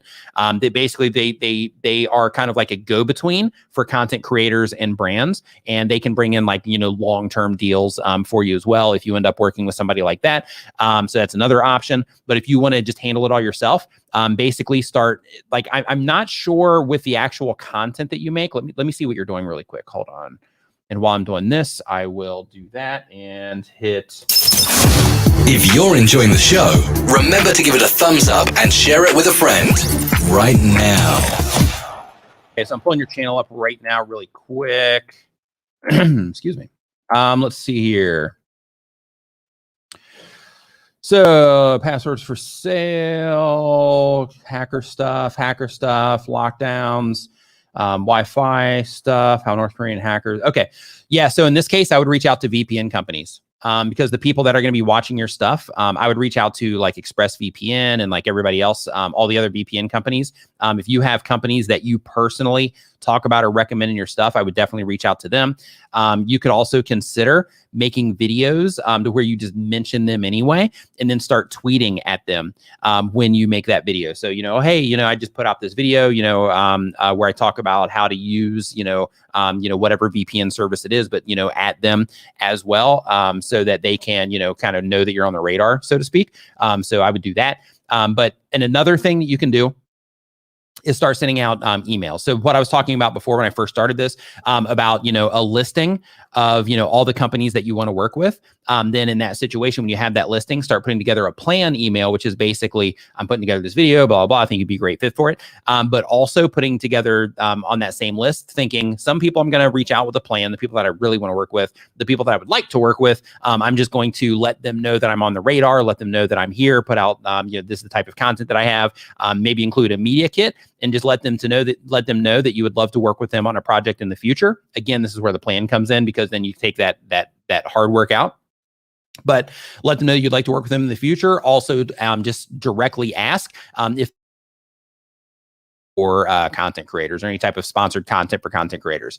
Now, once you start opening those doors, another tip that I'm going to, or a tip that I'm going to give you in that situation is once you start opening those doors from the content creator side or the sponsor side to where you do start having those conversations, then in that situation, I also recommend that instead of just doing one video, that you always try to work out a package. So what I mean by that is a lot of people will want to just do like one video because that's just how they think about things. Like, hey, let's just advertise on this one video. But what you ultimately want to do, so that you don't have to chase sponsors all the time, you don't have to always be trying to get deals, is try to work out longer term deals. So basically that would be a playlist worth of content that you create over the next few months. That would be a 6-month thing where you do like a dedicated video for them, once a month. That could be something to where you do little video bumpers, to where it's like a 30 to 60 second spot in a certain amount of videos per month, that type of thing. So just try to work out like that longer deal instead of just getting one video at a time, because that one video at a time, it's going to keep you on a hamster wheel. But if you can work out, like a few good deals, then that can carry you for, 6 months or a year. And then you can work out a few more, deals, or maintain the deals that you currently have. Let's see here. So next up on our list, we've got Super Chat. Hacker Facilla Richard Moak Riano Botina. Hope I'm saying that right. Says, let's see here. Should I provide my own page .png meme face expressions to make myself even more popular instead of blocking a heavy multiple PR campaigns against me? I don't fully understand your question. So providing like meme stuff with yourself, I don't think that that's going to move the needle on your YouTube channel. I mean, you can do that kind of stuff if you want, make, like the GIFs available on Twitter and that kind of stuff. You can do that sort of thing. But in terms of, that making you more popular, I mean, if people start using those a lot, sure. But at the end of the day, if you're trying to grow your YouTube channel, focus on your YouTube content, focus on, making your content awesome. And then everything else will, you won't have to do that kind of stuff. Other people will actually do it at that point. Let's see here. So next up on our list, we've got Amir Nedick says, can you tell me why I'm not growing? So if you're not growing, it typically comes down to a few different things. One, how many people here are just not, their channels are just not growing? And you're like, man, I would love USA live stream. Thank you. You're just like, man, you know what? My channel's just not going anywhere. No matter what I do, I just can't get the ball rolling on what it is that I do. Pod Sound School in the house. What's up, y'all? So Live Streaming Pros, this is the project that I was talking about earlier about the podcasting for YouTube that I'll be mentioning here in the future. But basically, when it comes to not growing or growing slow, in a lot of cases, it comes down to the amount of time that you can actually dedicate to what it is that you're doing here on YouTube. People that can dedicate more time to it, they can kind of immerse themselves in YouTube and information around YouTube to really get a good understanding of what they need to do to, get the needle moving for them. But typically when a channel starts or you start going a little bit and it's not growing, typically what happens or why that's happening is because you haven't developed the skill yet of being able to get people to click on your stuff at a acceptable rate or a high rate when it shows up on the platform, or when people do click on it, you haven't developed the skill set yet to keep people watching for a competitive amount of time with your content, and or you haven't been able to get them to further engage in what it is that you're doing. So let's unpack that a little bit. So one thing that I'll see a lot, so I'll have people in my comment sections on my videos a lot. They'll come in and they'll be like, "Hey, Nick, I did what you said in this video and it's not working." And then I go and I click and I look at the page and they're not doing anything that I said in the video. So also, make sure that you're like any of the stuff that you get from my videos or any of the people that make content like I do, make sure that you're actually applying it and that you are being very mindful about the actions that you're taking on YouTube and how people are responding to what it is that you're doing. Because when you are publishing content and you just keep doing the same thing, but it's not working, then you just keep running into that wall, right? To where you're just like, man, I just keep putting this stuff out and I'm just not going anywhere. But when you start putting that content out and you start saying, okay, I put out this piece of content now, after, it's been online for a week, let me go in and look at the audience retention, see how people are responding to it, see if there's something that I can do better based on how people are responding to it. And then on the click level, if your click-through rate's really low, like the one that we had earlier, that was like 1.2 on like 700 impressions or 170 impressions or something like that. If you're in a situation like that, then you got to come out and say, okay, I need to work on my thumbnails. I need to work on my titles because it's clear what the issue is here. People aren't clicking on what it is that I'm doing. So because of that, I need to fix that before I can even think about anything else. Because if you can't get people to do that very first initial thing, which is get them to click on what it is that you're doing, If you can't get them to do that, it doesn't matter how awesome your video is. It doesn't matter how good you are at everything else. If you can't get people to click on what it is that you're doing, then you're stuck, right? You're stuck right there. So if you notice through your click-through rate that you're not, that you're not getting a response at all, then, you have to work on that first. So one thing that I really love about Brian G. Johnson, in addition to him just being an awesome human being, is that when he's talking about YouTube, one of the things that he talks about a lot is he talks about skill development and focusing on one thing and getting that one thing better and then moving on to another thing. And the idea is that, like I'm talking about right now, like if you can't get people to click, then the other stuff doesn't even matter. Where you're asking people to subscribe, or if you're asking people to subscribe and, getting people to click on your end screen, like all that stuff, none of it matters if you can't get people to do that very first thing, which is click. So if you are not growing, go in, look at your stats, and your stats are going to tell you this is, okay, YouTube showed your videos to, we'll just use that other example before. YouTube gave you impressions of, 170 on this particular video. You're able to convert 1% of those people over. That's unacceptable. So because of that, you have to say, okay, well, this is my wall. This is the thing that I got to get over. And you have to, put all of your efforts on watching videos on how to make better thumbnails and how to get people to click and all of that good stuff. And writing titles, you got to start watching videos and reading blogs and stuff on like copywriting and how to, get people to respond to written text and all that in order to learn what you need to do to get over that particular hump. Let's see here. So USA Live Stream says how to get a resolution like yours to do live stream. So it's a good question. So when it comes to live streaming, basically it's like this right here. The camera is it's a Sony 5100 with a Sigma 16mm lens. So this camera is actually a better camera. But this one right here, because I do, like when I hop on calls with friends and stuff, or if I do like work calls, then in that situation, like I'm using this camera. So I just don't want to put too much wear and tear on the other one. So I just use this for streaming now as the main cam. But basically the camera matters. Your streaming software matters because the bit rate itself is going to matter when it comes to, what people see on the other end. So in this situation, I'm using Streamyard and, they hold everything together for me to make everything, look awesome. And in addition to that, your internet speed matters. You got to have a decent upload speed. So a lot of times with service providers, people will care about a download speed. But if you're live streaming, you also have to care about the upload speed, because if your download speed is, 900, but then your upload speed is like 2, well, in that situation, you're going to have trouble, right? With streaming and making everything look good. So, so because of that, just make sure you're keeping those types of things in mind. So Amit says how to get your videos suggested. Please advise. So when it comes to who here wants to get their videos suggested more on YouTube?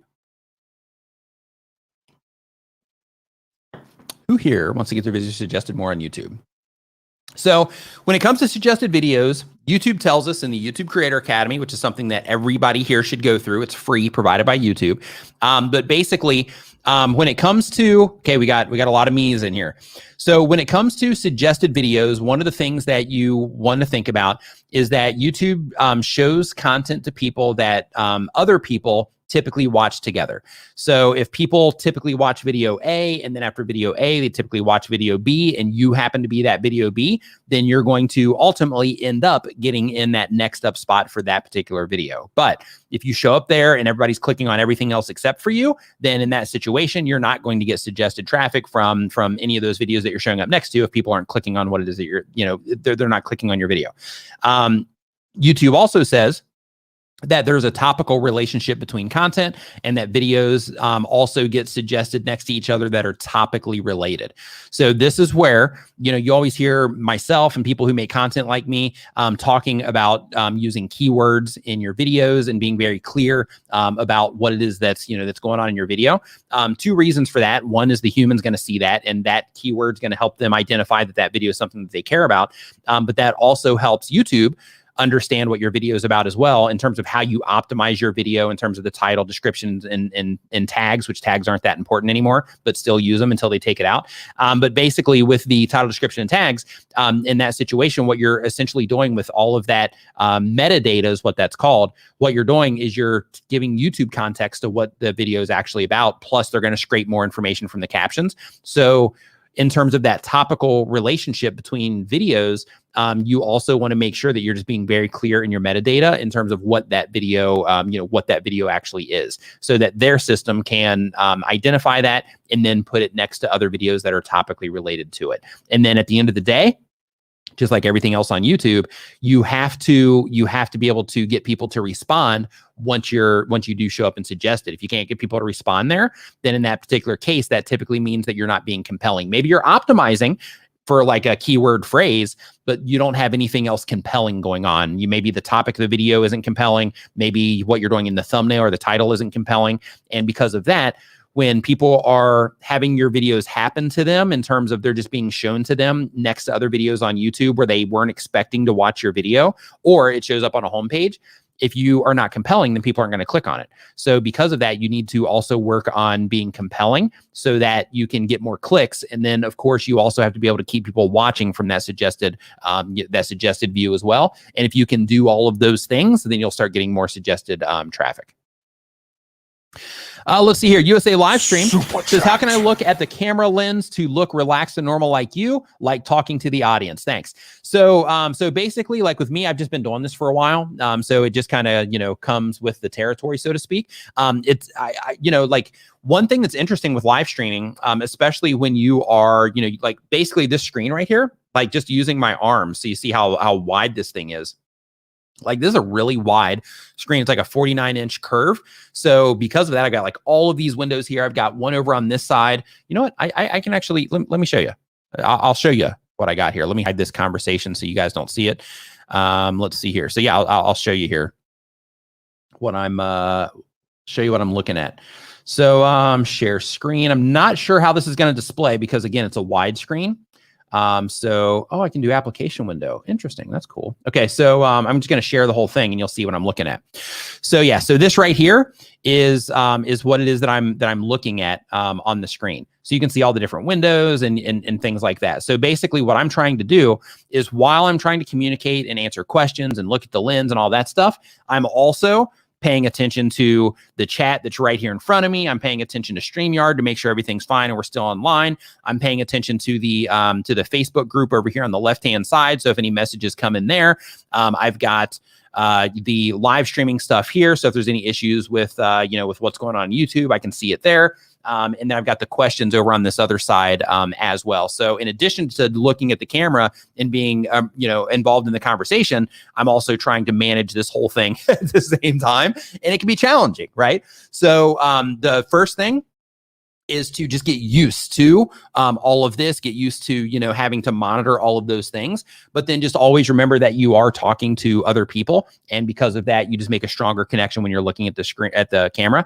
But when you are looking at the camera, instead of being intimidated by it, by like, oh my gosh, these strangers on the internet are looking at me, look at the camera and think like, hey, I'm talking to friends. I'm talking to people that watch my content. I'm talking to people that, interact with the videos that I'm putting out. So, these are people that, that enjoy my stuff. So, because of that, feel comfortable in the idea that those people are already and liking what it is that you're doing, and be comfortable in that when you're having the conversation.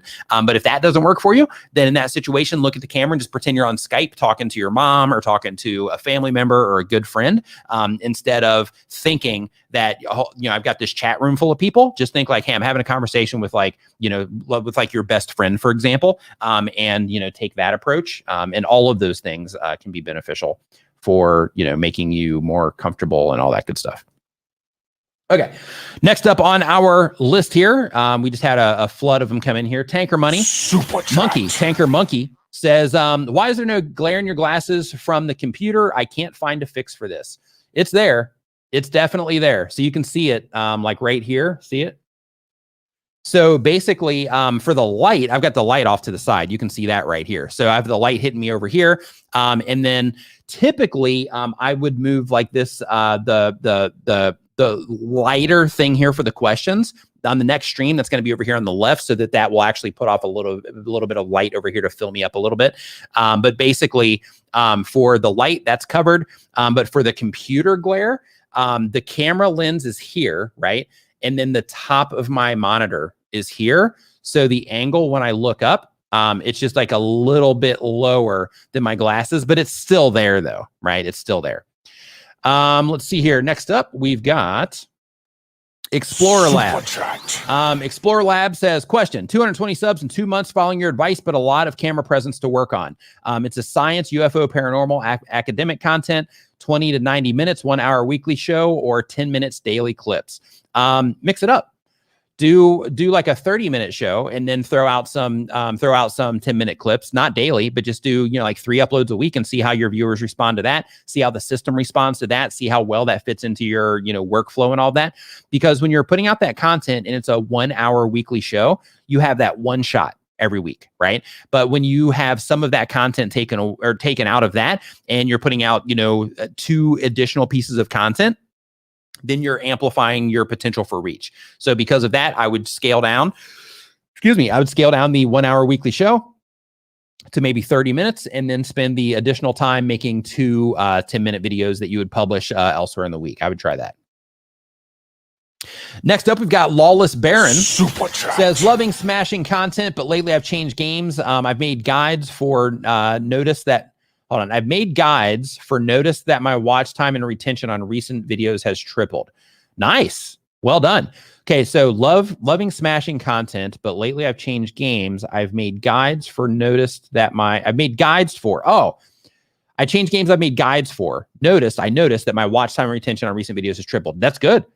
That's good. Yeah. So if you are doing something now that is causing your watch time to triple because people are enjoying it more, lean in that direction, right? Do more of that because that's what people are responding to. Let's see here. Next up, we've got Griselda. Says, Nick, my average retention is 7%, audience retention about 20%. Is that good? If so, when will YouTube push my videos? I started my channel 2 months ago, so do I just give it time? Love your advice. Thanks, Griselda. So when it comes to your retention, there was no context there in terms of like how long the videos are, how many views that you're getting to actually cause that retention. And the reason that this matters is because when you publish a video, and if you're getting, like 100 impressions on that video, out of that 100 impressions, let's say you're getting 10 views out of it, then in that situation, if those 10 views are watching for 7%, then in that particular case, if it's a 10-minute video and they're watching for 7%, then you're not going to get much activity on YouTube.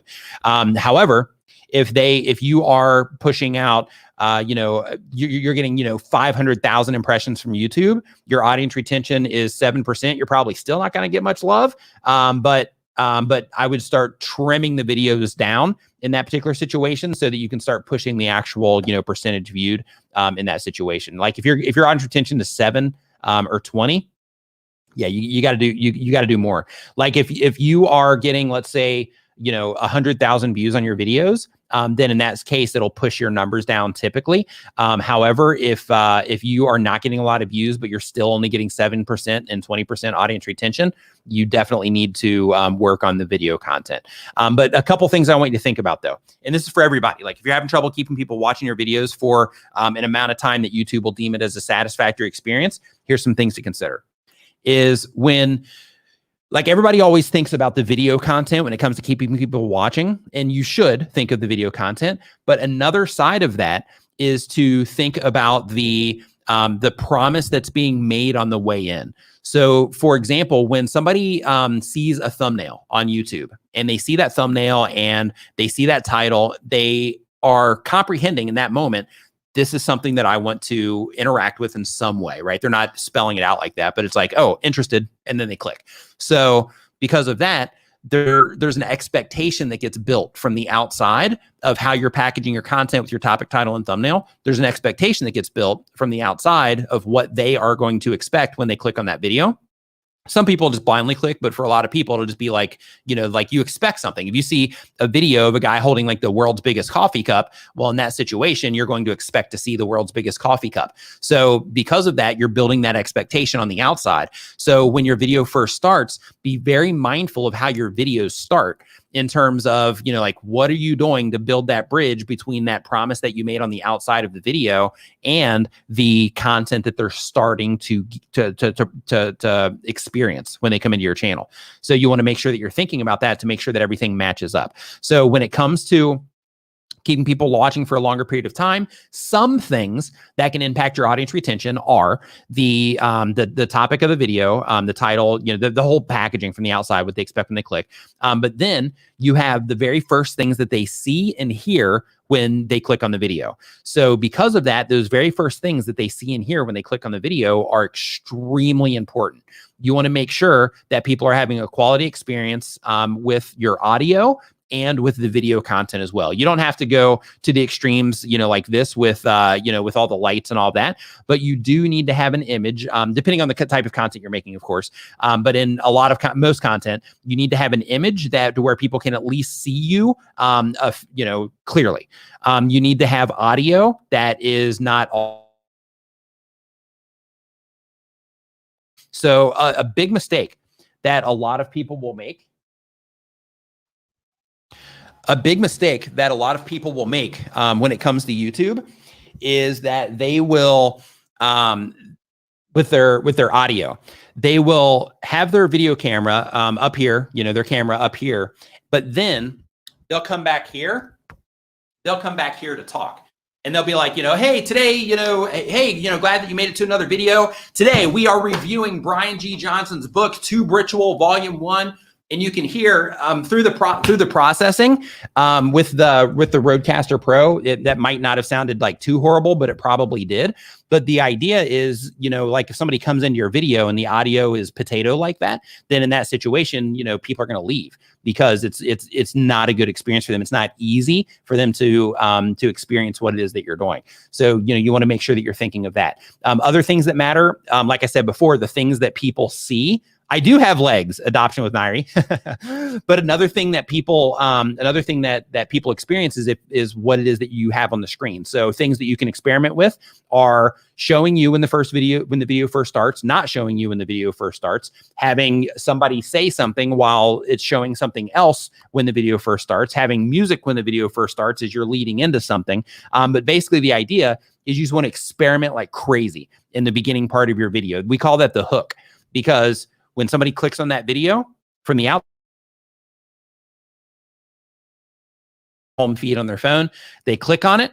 It's your job as a content creator to grab their attention, right? So that's why you typically see people saying, in this video, we're talking about this, or hey, today we're doing this. Today we're going to this theme park and we're going to go ride this, gigantic roller coaster, this new roller coaster that came out. So let's go. Right. And then they start the video that way so that people can confirm that they clicked on the thing or that they're going to get the thing that they expected. Right. So that's kind of the idea when it comes to, getting people to respond to your videos longer. Your editing matters, the music that you're using, the volume of the music, if you choose to use it, matters, how the volume of the music is compared to your voice, like the gaming channel that we were talking about earlier. All of that stuff matters when it comes to keeping people watching. D Nimmin in the house. What's up, bro? Hope you're doing great. I'll be sharing that. Join link here in just a little bit. So let's see here. Next up on our list, we have. Let me scroll down here. I know I had some super chats come in, so let me go ahead and refresh the page so I can get those rocking and rolling here. If you're enjoying the show, remember to give it a thumbs up and share it with a friend right now. Okay, let's see how many of these I missed here. We got the Money Metacon. Super chat. Thank you for the super chat there. We got Explorer Labs. We got that. How to get your videos. Says my favorite part of Saturday morning. Everyone should hit that like button. I agree. If you haven't yet, make sure that you hit that. Make sure you hit that like button. Let's see here. USA live stream. Thank you as well for the super chat. And then as I keep scrolling up the page, we got Wesselwing. Wrestle Wing Super says, hey, I chat. stopped promoting as you suggested 2 weeks ago, and my views have dropped 10 times, but went up by 10 times. Yay. My question is, what is more important, views on or watch time? So the watch time is what helps you generate views, right? You can't get watch time if you don't get views. So you got to get views in order to get watch time. So don't think about it from the terms of like what's more important, views or watch time. Just think about how can I keep people watching for a longer period of time? And if you do that, then people are going to be enjoying your content. That's why they're watching for a longer period of time. And then if they're enjoying that content, they're going to be more likely to comment on what you're doing, like on what you're doing, subscribe to your YouTube channel, share your content, keep coming back when you publish new content and so on. Let's see here. Pod Sound School. What's up, guys? Super chat. So how do you guys go live on YouTube and your Facebook at the same time? This is a setup right here. They're setting me up so that I can talk about Streamyard. So thanks for that. So Streamyard is a great way to do that. Streamyard allows you to multicast, is what that's called, to where you can go live on like multiple Facebook pages or multiple Facebook groups, I should say. You can go live on YouTube. You can even go live through Periscope, I believe, but you can also go live on LinkedIn. You can just hit that button and go live all at the same time. So thank you for that, guys. Let's see here. So next up on our list is a peanut butter and jelly sandwich acceptable breakfast food. That one comes in from D. Nimmin, and absolutely, without question. That, you know, it's like maybe like a little bit of honey sprinkled on. Toast the bread first. If you don't toast the bread first, then it's not acceptable breakfast food. But if you toast the bread first, then hey man, you're eating toast, right? So you're eating toast. You're just throwing some peanut butter and jelly in the middle. So absolutely. So let's see here. So next up, we've got the Money Metcon says, titles. What's the line between using strong keywords to appease the algorithm versus using titles that are more accurate or that I like better? So it's not necessarily that you like what you like better unless what you like better is the thing that gets people to respond better. If what you like better gets people to respond better, then you don't have to use keywords at all. Like if you can be extremely compelling, technically you don't even need keywords. Like there was a video I saw on my homepage the other day. It was something about along the lines of rich people have horrible taste. That was the title. It had like 2 million or 3 million views on that particular video. So, you know, if you can be extremely compelling with your topic ideas and, you know, how you're getting people to stop and grab their attention and click on what it is that you're doing, technically you don't even need keywords. But most people, they just don't have, you know, they're just not that good when they first get started, or even after they've been on YouTube for a long time, they're just not that good. And they need to, you know, use the keywords, especially if you're making content about a very specific thing. That one's more of like an opinion piece. But if you're making content about a very specific thing, it just kind of helps the system have context as well, to where they can show it to the right people. But in terms of the keyword to appease the algorithm, you're not using keywords to appease the algorithm. The reason that you're using keywords is to give context to what it is that you're doing to the system, to the algorithm. But you're also at a higher level, you're doing it so that people can identify the humans that are interacting on the YouTube platform, the users of YouTube, so that they can identify that your video is about something that they care about. So in addition to the keywords that you're using in your titles, you also want to make sure that the imagery that you're using in your thumbnails is also something that helps those people identify that you are making something that they care about. Okay. Let's see here. He just went healthy and had almond butter instead. That's what I'm talking about right there. He took the healthy approach. Oh, love it. So let's see here. Next up on the list, we've got JB Sphere Freak. We got that one already. So next up, we've got Kelius says that they upload to YouTube 1 time per week or more. They do gaming content. The goal is to reach 1,000 subscribers because my friend said no chance I'll get to 1,000. I like that challenge. Question: how to get my channel to people in another part of the country and get 4,000 hours of watch time.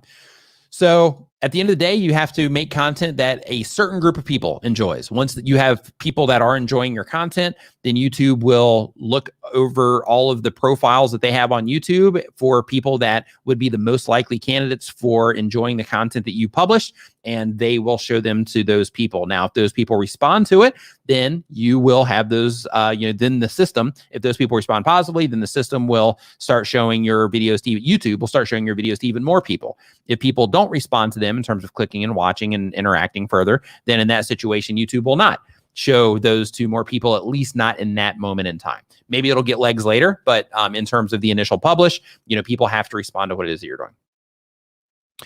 Tube Spanner, Danielle Super in the house, chat. says about to hit 25,000 subscribers and 1.2 million views by using the solid gold advice delivered right here on this channel. Take notes and do what Nick says. Folks, it works. Absolutely, it does. Danielle, Tube Spanner, super pumped for the for us to launch, to relaunch, I should say, Tube Spanner. You guys are going to absolutely love some of the stuff that we're doing with that. Next up on the list, we've got Tyler Horn. Says, for a blog plus channel, should I embed the video or link to the channel to start a session? Does embed count for watch time? Does it start a session? Embed counts for watch time, but because you're not on platform, you're not starting a session because they're not actually on YouTube. However, if you are a blogger, then in that situation, I can't remember the exact stat off the top of my head. I'm sure you probably know it already. But basically, they have studies that have shown that people will stay on page for a much longer period of time. It's something staggering, like 80% longer or something, when there is a video embedded around the subject matter that the blog is talking about. So, I would definitely embed it for the sake of getting the juice to the vlog. But for people going from your blog to your YouTube channel, an awesome thing about that is that those people are directly interested in what it is that you're talking about. So as long as they watch content like yours on YouTube, they're a great fit to actually send over to the platform as well. So what I would do in your situation, I would embed the video right there on the page. Underneath that, if you go to, hold on real quick, I'll tell you exactly where to go. Let's see here. Like it's developers, Google. Okay. If you go to developers.google.com /YouTube/YouTube_subscribe_button, you can actually make a button that you can embed on your blog as well. So you can put that over in the sidebar. It's a subscribe button. You can put that over in your sidebar, but have your video embedded, but underneath that video embed, build a subscribe button that you can put there, put a little call to action on top. Hey, if you're enjoying the blog, we upload to YouTube every whatever, make sure you subscribe to the YouTube channel. They don't even have to leave your blog for it. They can click that button right there on your blog and you can start generating subscribers from your blog there as well. Hopefully that helped. Let's see here. Alpha Sphinx version 2 says, is it possible to rank every time in search if you properly optimize specific tags? Thanks, Nick. Keep up the astonishing live stream. Thank you for the kind words. When it comes to showing up in search, if people respond, yes. Basically, optimization just helps the system identify what your content is about, and it helps the viewers also identify, or the users of YouTube identify what your video is about as well.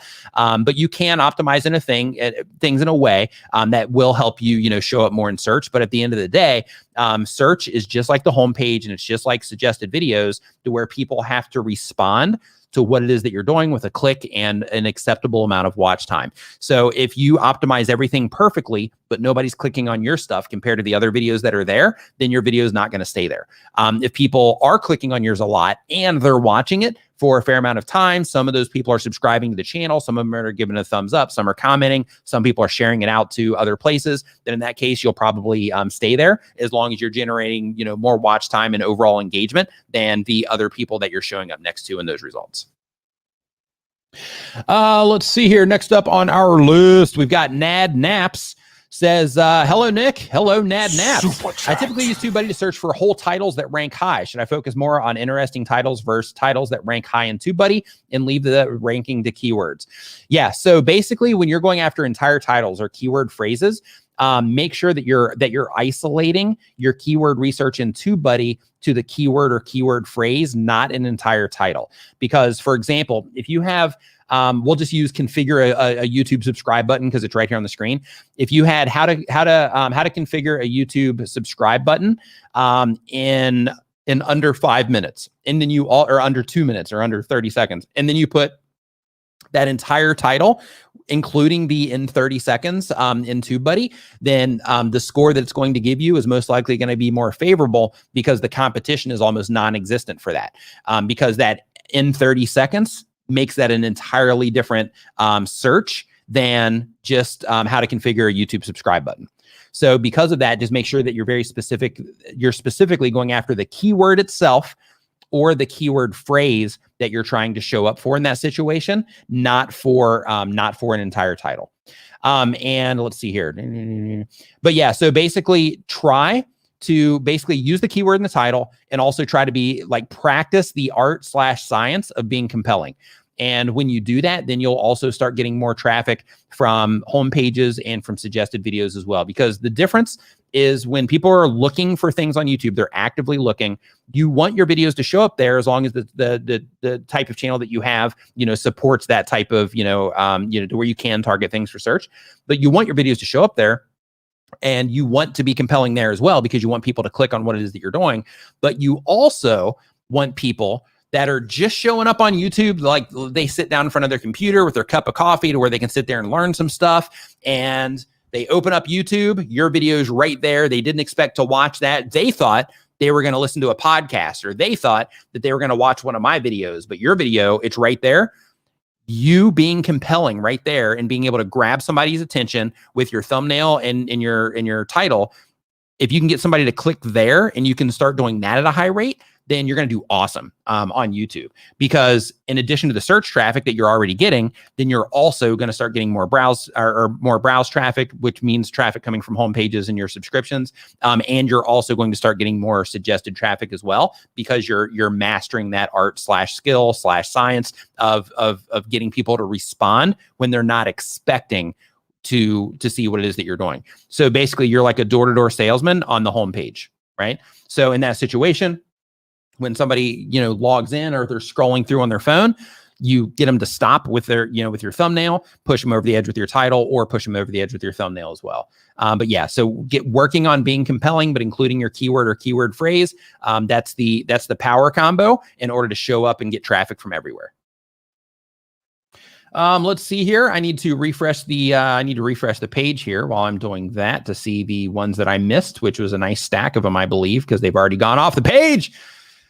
For those, let's see here really quick. We've got Alpha Sphinx. We got that taken care of. Tyler, we've got him taken care of. Tube Spanner, got her taken care of. Nad Naps, got that taken care of. Knotted Nicks. Super chat. Knotted Nicks says, Knotted Kicks, sorry about that. Says, thanks for all the vids. I started with 7 subscribers and I'm about to break 200. You're incredibly helpful. High five, fist bump to you, or I should say high five, fist bump to you for the progress that you're making. Nice work. Keep it up. And thank you for the kind words there, as well as the super chat. And let's see here. Science-Based Fitness says, just wondering how many videos did it take you to get 1,000 subscribers? I'm not sure. I have no idea how many videos it took me to get 1,000 subscribers. I know it took me 5 months to get my first 150 subscribers here on this channel. I did it really quick over on the All Our Questions channel, but here I have no idea how long it took me to get to 1,000 subscribers. If you went to socialblade.com and you looked at the history of the channel, you'd be able to find it there. But I'm not sure. Actually, you wouldn't be able to find the video count. I don't think you'd be able to find the how long it took, but you wouldn't be able to find the actual video count. Let's see here. Next up on the list, we've got Moodily. Hey, you're looking kind of moodily today. Moodily Sun says, let's see here. They do gaming content. The goal of the channel is to entertain people and put a smile on their face and to make it a hobby. The question, should I be focused on growing my channel or being comfortable with the amount of subscribers I currently have? Epic videos, Nick, keep it up. Thank you for your kind words. I appreciate it. So when it comes to focused on growing your channel or being comfortable with the amount of subscribers I have, I want to change all of that and say, focus on making better videos. Like, focus your efforts on making really good content and focus your efforts on learning how to get people to click on what it is that you're doing. And in that situation, that's going to grow your channel. So instead of focusing on like just growing the channel, focus on very specific things. I'm going to focus on learning how to keep people watching for a longer period of time by how I'm presenting the content, by how I'm editing the content, by the choices that I'm making, as I'm putting everything together. And I'm going to pay really close attention to how people are responding to my thumbnails. And I'm going to master the art/skill/science of learning how to get people to click on what it is that I'm doing and making really good thumbnails that express the subject matter of the video. Let's see here. Got that. Okay. Next up on our list, let's pull one out of the out of the chat here. Let me get my StreamYard ready so I can make sure that I can pull it up on the screen. So let's see here. So right out of the gate, we got Anthony Homer Cycling saying, I've just reached 100,000. Nice work. High five and fist bump to you for crossing 100,000 subscribers on your YouTube channel. That's awesome. Yeah, high five and fist bump. Yeah, wait for that play button to come. Nice work. Well, welcome to the Button Club. So let's see here. Next up on our list. Let's see here. Hey, thanks, Mountain of Inspiration. I appreciate the kind words there. Thank you. Let's see here. Next up, let's see here. Looking for a question. I feel a little moody this morning, says Eric Waite. Yeah, you know, it happens sometimes. Especially in your case, you know, might be a little bit of that. Been making too many YouTube videos, if you know what I mean. Let's see here. Paint and Sound says, what is the name of the console on your right side? People want to know. So the console on the right side, if you're talking about this, this is a Rodecaster Pro. So I have this one here, and then I also have one in the area over there as well, because I'm setting that up. So I can also live stream from over there if I want, or I can do like interviews or additional content from over there. So like podcasts and stuff like that. So I have another one over in that area too. Like I absolutely love this thing. And for that area over there, I think I'm going to record the video version of Comments Over Coffee over in that area so that I can put a Comments Over Coffee logo behind me over there, instead of putting it on the wall that is back here. That's kind of like a loose plan. I don't know if it's going to work out that way or not, but that's kind of what's going on, you know, right now. Let's see here. Black in the core says, my channel name is not showing up when people search. What do I do to fix this? If your channel name is currently not showing up when people search for it, don't worry about that right now, first off, because once it matters, like the volume of people that are probably searching for you when your channel doesn't show up is going to be extremely low. So because of that, don't sweat that right now. However, just make sure that when you are uploading content, well, actually, let's take that away. So, of course, you're uploading content. Just make sure that you also have your channel name as part of your About Me page as well. That you talk about, you know, hey, on Black in the Core, you know, we talk about, you know, XYZ, blah, blah, blah. And the idea there is just so that you do have that as part of the metadata of the channel as well, even though your channel name already is. So one thing really quick I'm going to do just for fun, I'm going to search for it. Let's see what happens. Okay, so you've also got a lot of stuff coming up here. So another thing as well is, let me see if I change this. Yeah, it shows up, man. So basically when you search for that in general, it doesn't show up by the default.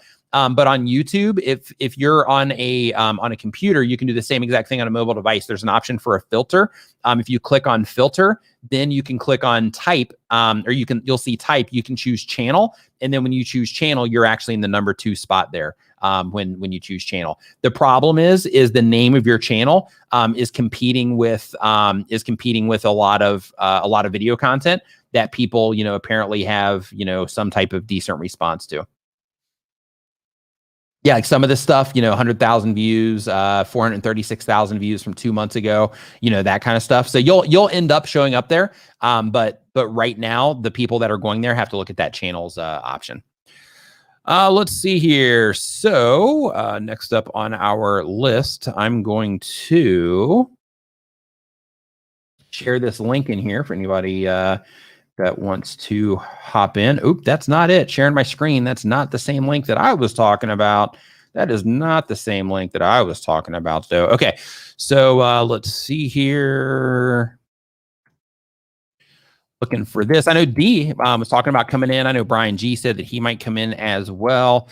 So the link is in there for anybody that's in that group that wants to hop in. Feel free to come in at your leisure. If you're busy, cool. But if you want to come in, feel free.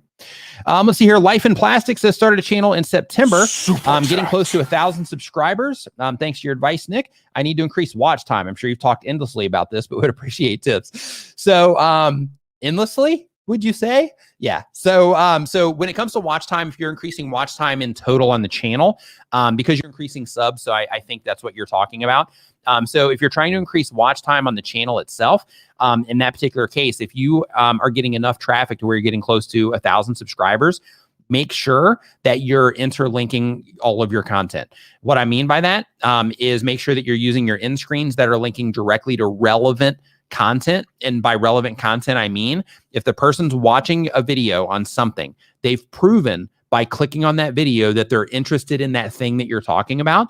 So make sure the thing that you link them to in your end screens and your pinned comments, make sure that that next thing that you're linking them to is also something that would be of interest to the people that are watching that originating video. Okay, so that's 1. 2. Make sure that you are sending people into playlists when possible. Make sure that you are also using the series playlist option, which is a little check mark in your playlist settings to where you can put together playlists. And when you click that specific box that says to set that, or you hit the slider, I should say, to mark that as a series playlist, then you're increasing the likelihood of YouTube suggesting the other videos in that playlist next to each other, because you're telling YouTube that those videos are directly related to each other. So make sure you're only doing that with playlists that are topically similar in terms of the content itself. So when it comes to watch time, the idea is to simply make it easy for people to find more of your content. So when you are making your new videos, reference older videos, right? And make sure that if you do this, that you do it in your end screen, or that you do it in the last 20% of your video and you use a card for it, but basically reference other content. Yeah, I made a video about this. You can check it out right here. Just click on this and you can go watch that video, that sort of thing. And on your end screens, make sure that you're recommending one and that you're also using a best for viewer. The recommendation is your choice. The best for viewer is where YouTube is going through your content library and they are picking something that particular viewer in that moment of time would be the most likely to respond to. Jason Janney, thank you for the super chat. I appreciate it. Ladies and gentlemen, boys and girls, from live streaming pros, Luria Petrucci in the house. Luria, what is going on? I hope that you are doing fantastic. I am doing fantastic. It's a good Saturday morning with Nick and Nimmin. Oh, wait. What? Oh, there we go. It's my fault. It was me. It was my machine. I was like over here. It was my fault. It was my bad. My bad. Totally my fault. How are you? I'm fantastic. It's a good Saturday morning with Nick in the community. How can I not be? But I do have. I have to disagree with something you said earlier, and I don't want you to lead people astray. Okay. Let's hear it. I got my button on the ban button, on the kick button. Okay, go ahead. I'm hovering. I'm hovering. Go. All right, everybody ready for this? You do not need to toast your peanut butter and jelly sandwich for it to be a breakfast. Remove. All right, ladies and gentlemen, boys and girls, my brother from the same mother, D. Nimmin. Wow, I was just toasting my bread. Yeah, see, that's good. Exactly. See, that's good. That's good. Good morning, Luria. How are you doing? How are you doing, Luria? I'm great. Oh, that was fun. Oh man, that was good. All right. I didn't expect to be booted. Yeah, you're like, wait a minute. Yeah, that was good. Super Let me fun. tell you something. I warned you. We don't play when it comes to PB&J. Doesn't happen. That's right. Or toasted PB&J.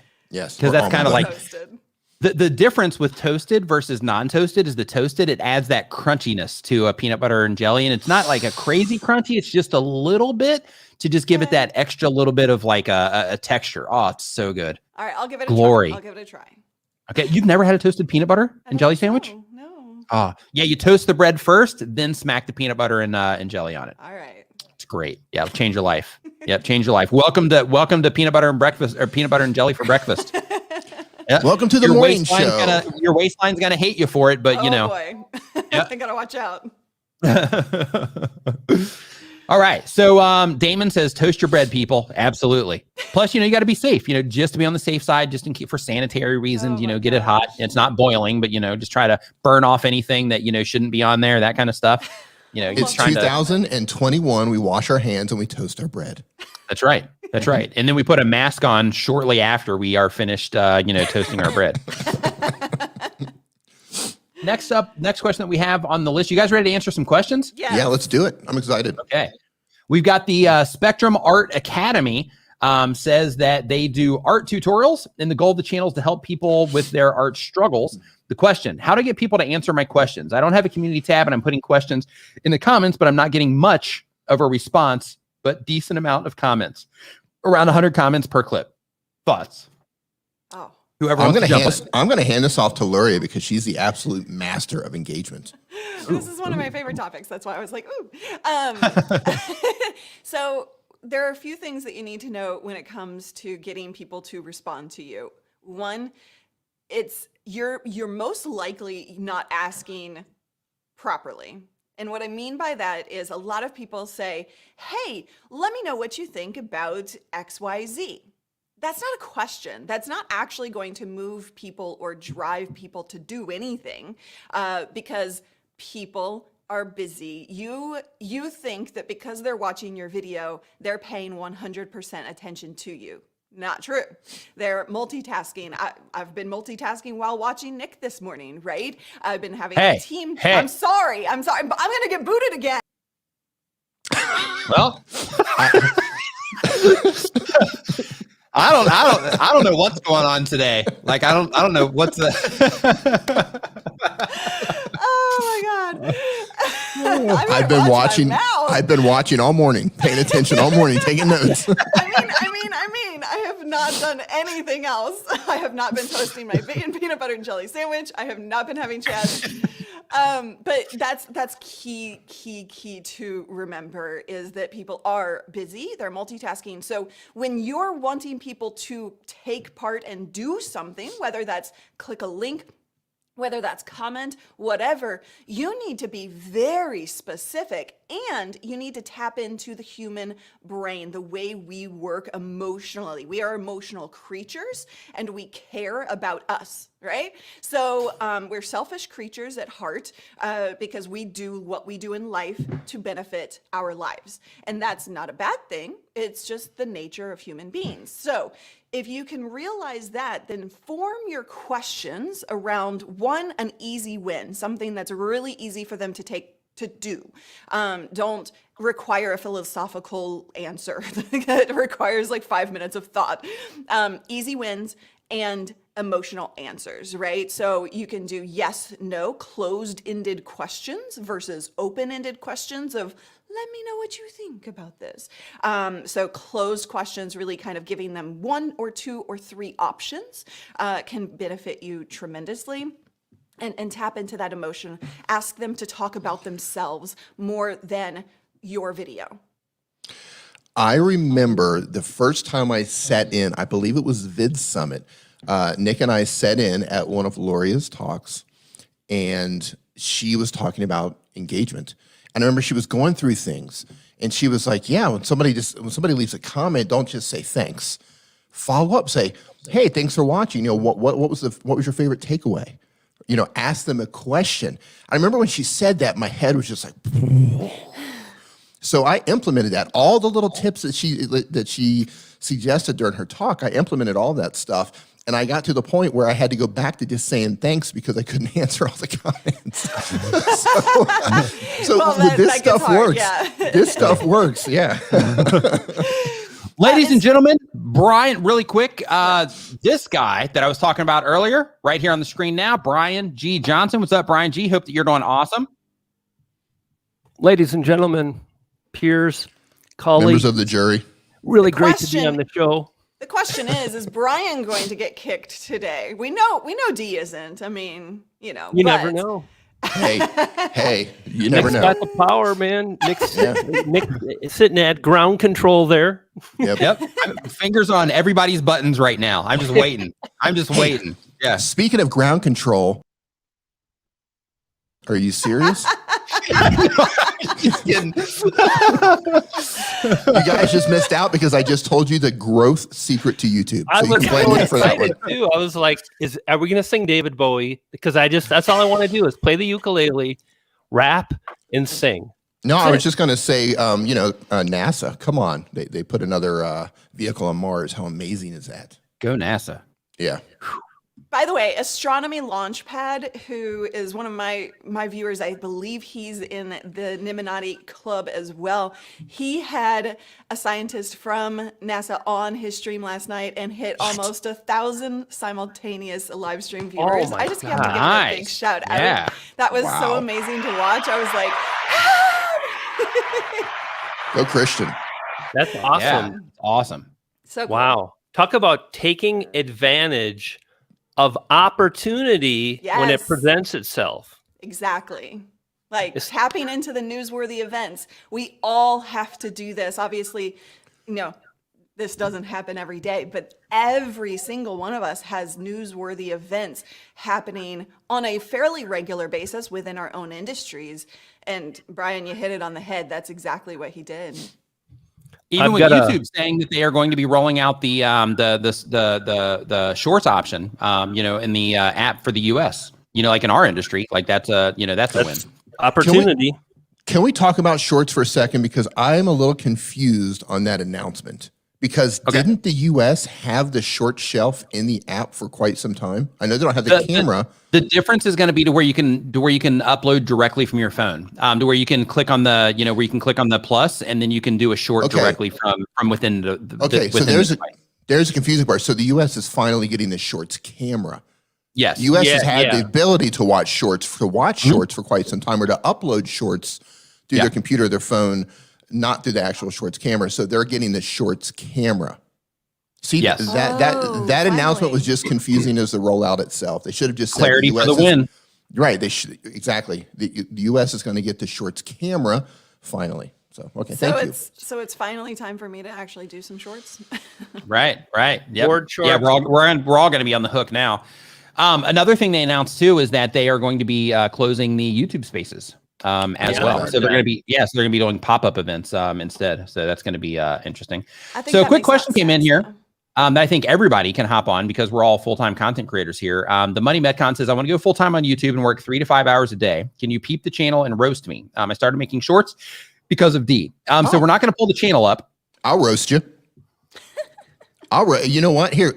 So when this stream is over, can you pull him up? I'm making full screen. Can you pull him up? No. I was just going to say, when this stream is over, Daniel Patel and I are going to be doing channel reviews over on the Streamyard channel. So perfect. So when this ends, head over there, and we'll try to get you up, and we'll roast you. Oh, we're not just going to roast notice. You know what? I might be able to still do it. So carry this for a second. I might be able to actually have this forward over to that or redirect to that afterwards. So. Go ahead and carry this. Hold on just a second. Yes. What do you mean? Hey, you guys need to get this under control. This is chaos. You just offered the mic to 3 YouTubers. Oh, I can take over right now. Everybody. No, I need it. Wait, when you just said that you are potentially going to be able to forward this stream to D's and Daniel's? Yes. That's like Twitch raid. What are we talking about here? We're talking YouTube raid. Is that a thing? I've been looking for this. Is that actually a thing or a hack? No. Yep. Yeah. Well, yes and no. Yeah. So basically, when the stream ends, it's called a redirect on YouTube, and when the stream ends, you can set it to where it will go to either a premiere or a live stream of your choice. Holy moly! I did not know this existed. I feel like such a failure right now. Hey, it's all good. It's all good. So yeah, I'm seeing if I can do it after the fact with it already being in here. So yeah, you guys feel free to talk amongst yourselves until. So I want to talk about shorts for a second. Because we got Brian in here. I know Brian's probably studied them in Luria. I don't know if you studied them or not. So one of the big questions is, should you put shorts on your main channel or not? Right? I see that question all over the place. I was in a Clubhouse room with Todd from YouTube. And he said that all the metrics within shorts are contained within shorts. And if you put shorts on your main channel, it does not hurt your main channel in any way, shape, or form. It doesn't hurt your average view duration. And that's one of the things a lot of people were concerned about. What I didn't get clarification on, and this is where maybe Brian or Luria can step in to clarify this, he didn't say that is it shorts when it's in the short shelf, those don't hurt your channel. Because when it's not in the short shelf, it's sitting right next to all of your other videos, right? So if you just upload a short video, say it's 30 seconds long and it's vertical, and it doesn't end up in the short shelf, do you know if that can hurt your channel, or if it's only when it goes into the short shelf that it doesn't affect your channel? Do either one of you know about that? Gotta say I don't. I definitely want to throw in some thoughts because this is a hugely popular question. And the question isn't exactly about shorts, but it's like, oh my gosh, I've got videos on my channel. They're not performing. The watch time's horrible. Should I delete them? And then there's the shorts version, which is, oh my gosh, I've got a channel. Should I make some shorts? How is it going to How's it going to impact things? Oh my gosh, I'm heading to Hawaii. Should I have board shorts or more like swim trunks? Like, what exactly should I do moving forward? And here's the thing. This is hard to internalize, and it's really easy to get wrapped up in the fear of never being able to grow. But if you really just keep it very simple and you focus on publishing great videos, it always works out. I've literally had conversations with Nick.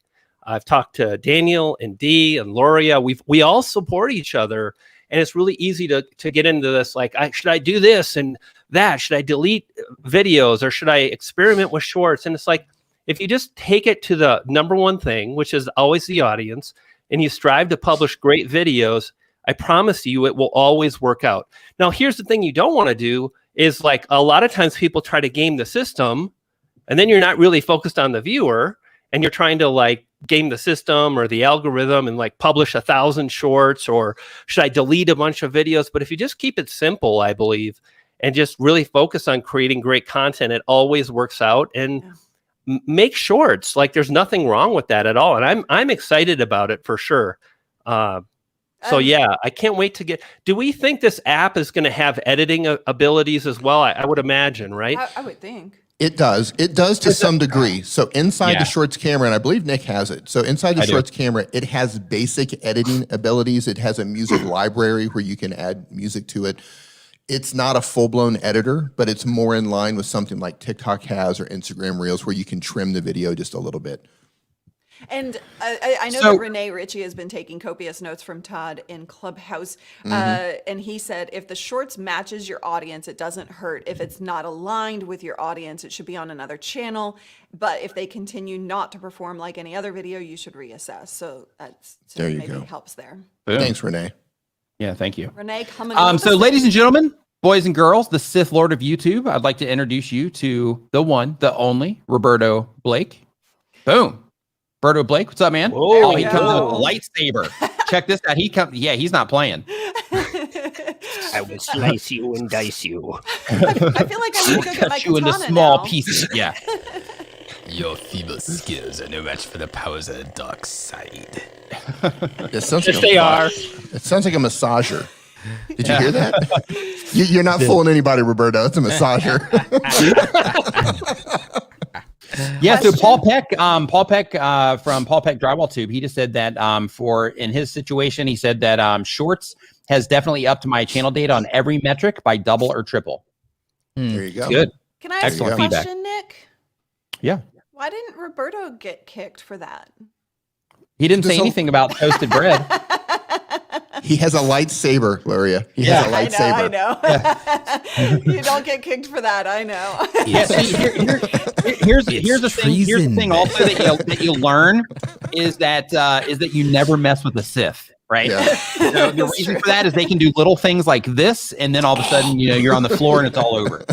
So like I choose my battles wisely, right? Never with the Sith.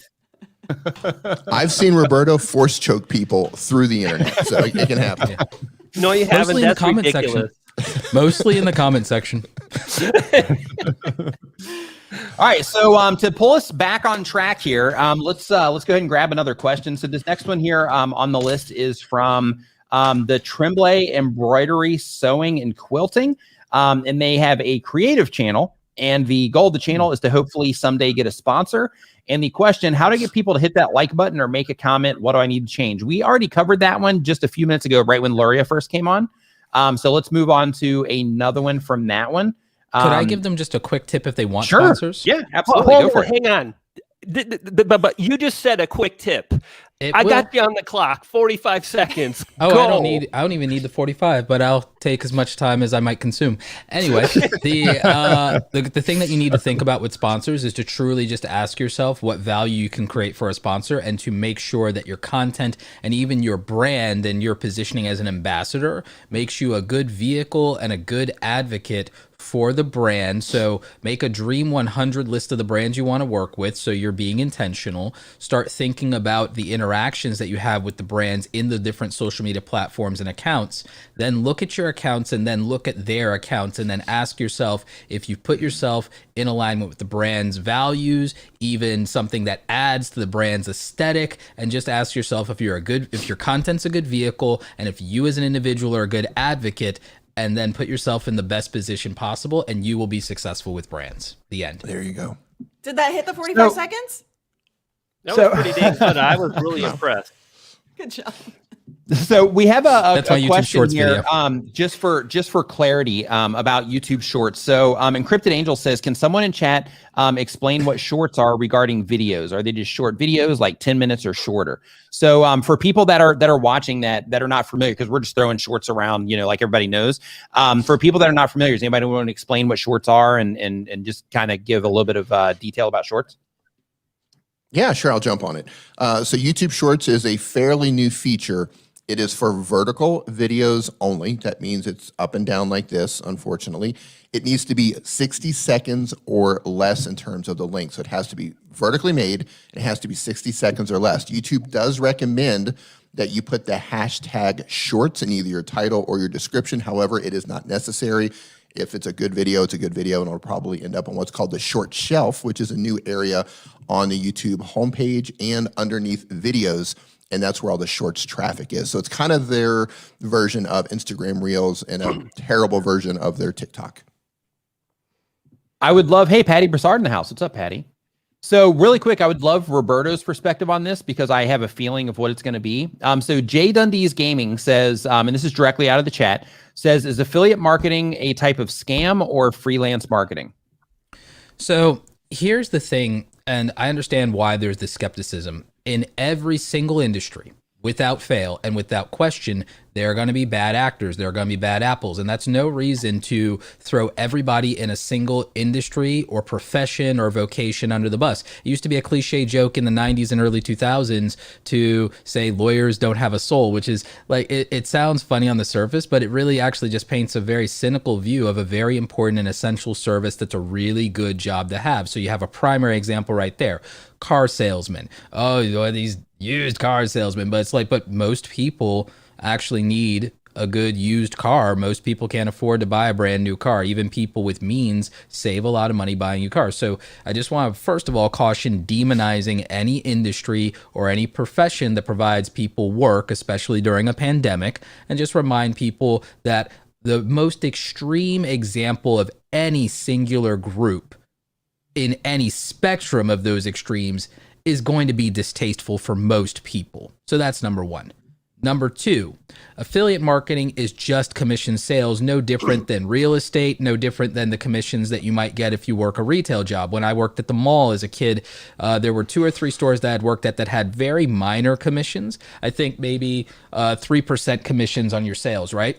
The difference with affiliate marketing is if you do retail affiliate marketing with Amazon, most YouTube content creators do Amazon affiliate marketing. That's not a scam. We're recommending things like the hard drives or camera we use, but we only get maybe 1, 2, or 3% of those sales, just like if when I was a kid working at the mall. Now, take a different example. If you use software as a service for affiliate marketing, you might get 10, 20, 30, or even up to 50% of the lifetime of the accounts for the software as a service that you recommend, because it's also what you are using for yourself, for your YouTube content, your business, your art, your creativity, etc. But you're not an employee, so you're not on the clock. It's purely commission sales. Now imagine if you are an employee, if you work a 9 to 5, could you imagine what it would be like in your life if you got even 10% of the value that you created for whatever company you work for in terms of revenue sharing or profit sharing? As YouTube content creators, we get 55% of all the ad revenue that we generate with YouTube. That's why we're called YouTube partners. It's a true partnership, and we get the lion's share on that. We get 55%. Twitch partners get 50%. Twitch affiliates get 50% with YouTube super chats and memberships that all of you generously donate, we get 70% and YouTube gets 30%. Now think about your relationship with your employer. In your relationship with your employer, you either have a fixed salary or you have wages. There is no correlation between the value that you produce and that you put out into the world, the good work you do for the customer, and how much money you make. But if you do affiliate marketing, when you recommend products and services that you believe in authentically, or that you've researched and vetted properly, if you decide to do a breakdown of Casey Neistat's YouTube setup and gear, you've done the work and the research to provide that value. It's appropriate for you to get a small commission, and Amazon and BH Photo Video will give you a small commission. But when you use things like Tubebuddy or Morning Fame or Streamyard, you get a significantly larger commission, and it's in perpetuity. You keep getting it every single month for the lifetime of that account because you brought in a loyal customer and you're being rewarded for that. So I just want you to imagine a world where everybody we work for, that we get some kind of profit sharing, we get some form of parity and equity that's directly correlated with value we create, because that's what YouTubers get to do, and that's what affiliate marketers get to do, and that's what real estate agents get to do, and to some extent other forms of commission sales. So I understand why people are very quick to demonize it. I know there's a lot of YouTube videos out there about scammers, and I know that they're really fun to watch. The problem is that it can make you overly cynical, and it keeps making people fail to remember that even here in the United States of America, 99% of people are lawfully good. We have 330 million Americans, less than 2 million, I believe, in prison right now. Many of them, I think, for very no good reasons. Won't get into it. But that means that 99% of people are at least in compliance with the law and are lawfully good. That is a miracle. So don't be cynical. Don't be bitter. Don't think the worst of people. Do your own research. Do critical thinking. If you feel uncomfortable with something, then it's a bad fit for you. But that doesn't necessarily mean that it's a bad thing. I'll just add to that. Excellent. Everything fire. Everybody listen to everything. Yeah, if we can get like a couple fire emojis there, that was great. And I will point out, so affiliate marketing for my business is 30% of my revenue, and I'm a multi-six-figure business. And so keep that in mind, right? It didn't start out that way, right? But it started out like under 1,000, and then it went to 2,000, and then all of a sudden, you have this snowball effect over time. It's not just about the money. Everything Roberto was just talking about. I'm not making a bunch of money just because I'm promoting affiliate links. No, I'm making a bunch of money because I tie in the affiliate to the value of what the customer needs, of the viewer, what they need, right? And what they're asking for. I pay attention to the questions that are coming through. I pay attention to what they need, and I go out and find links that I can help them get what they need. And oftentimes they're getting discounts because of it, right? So it's a win-win-win. All parties involved get something out of it.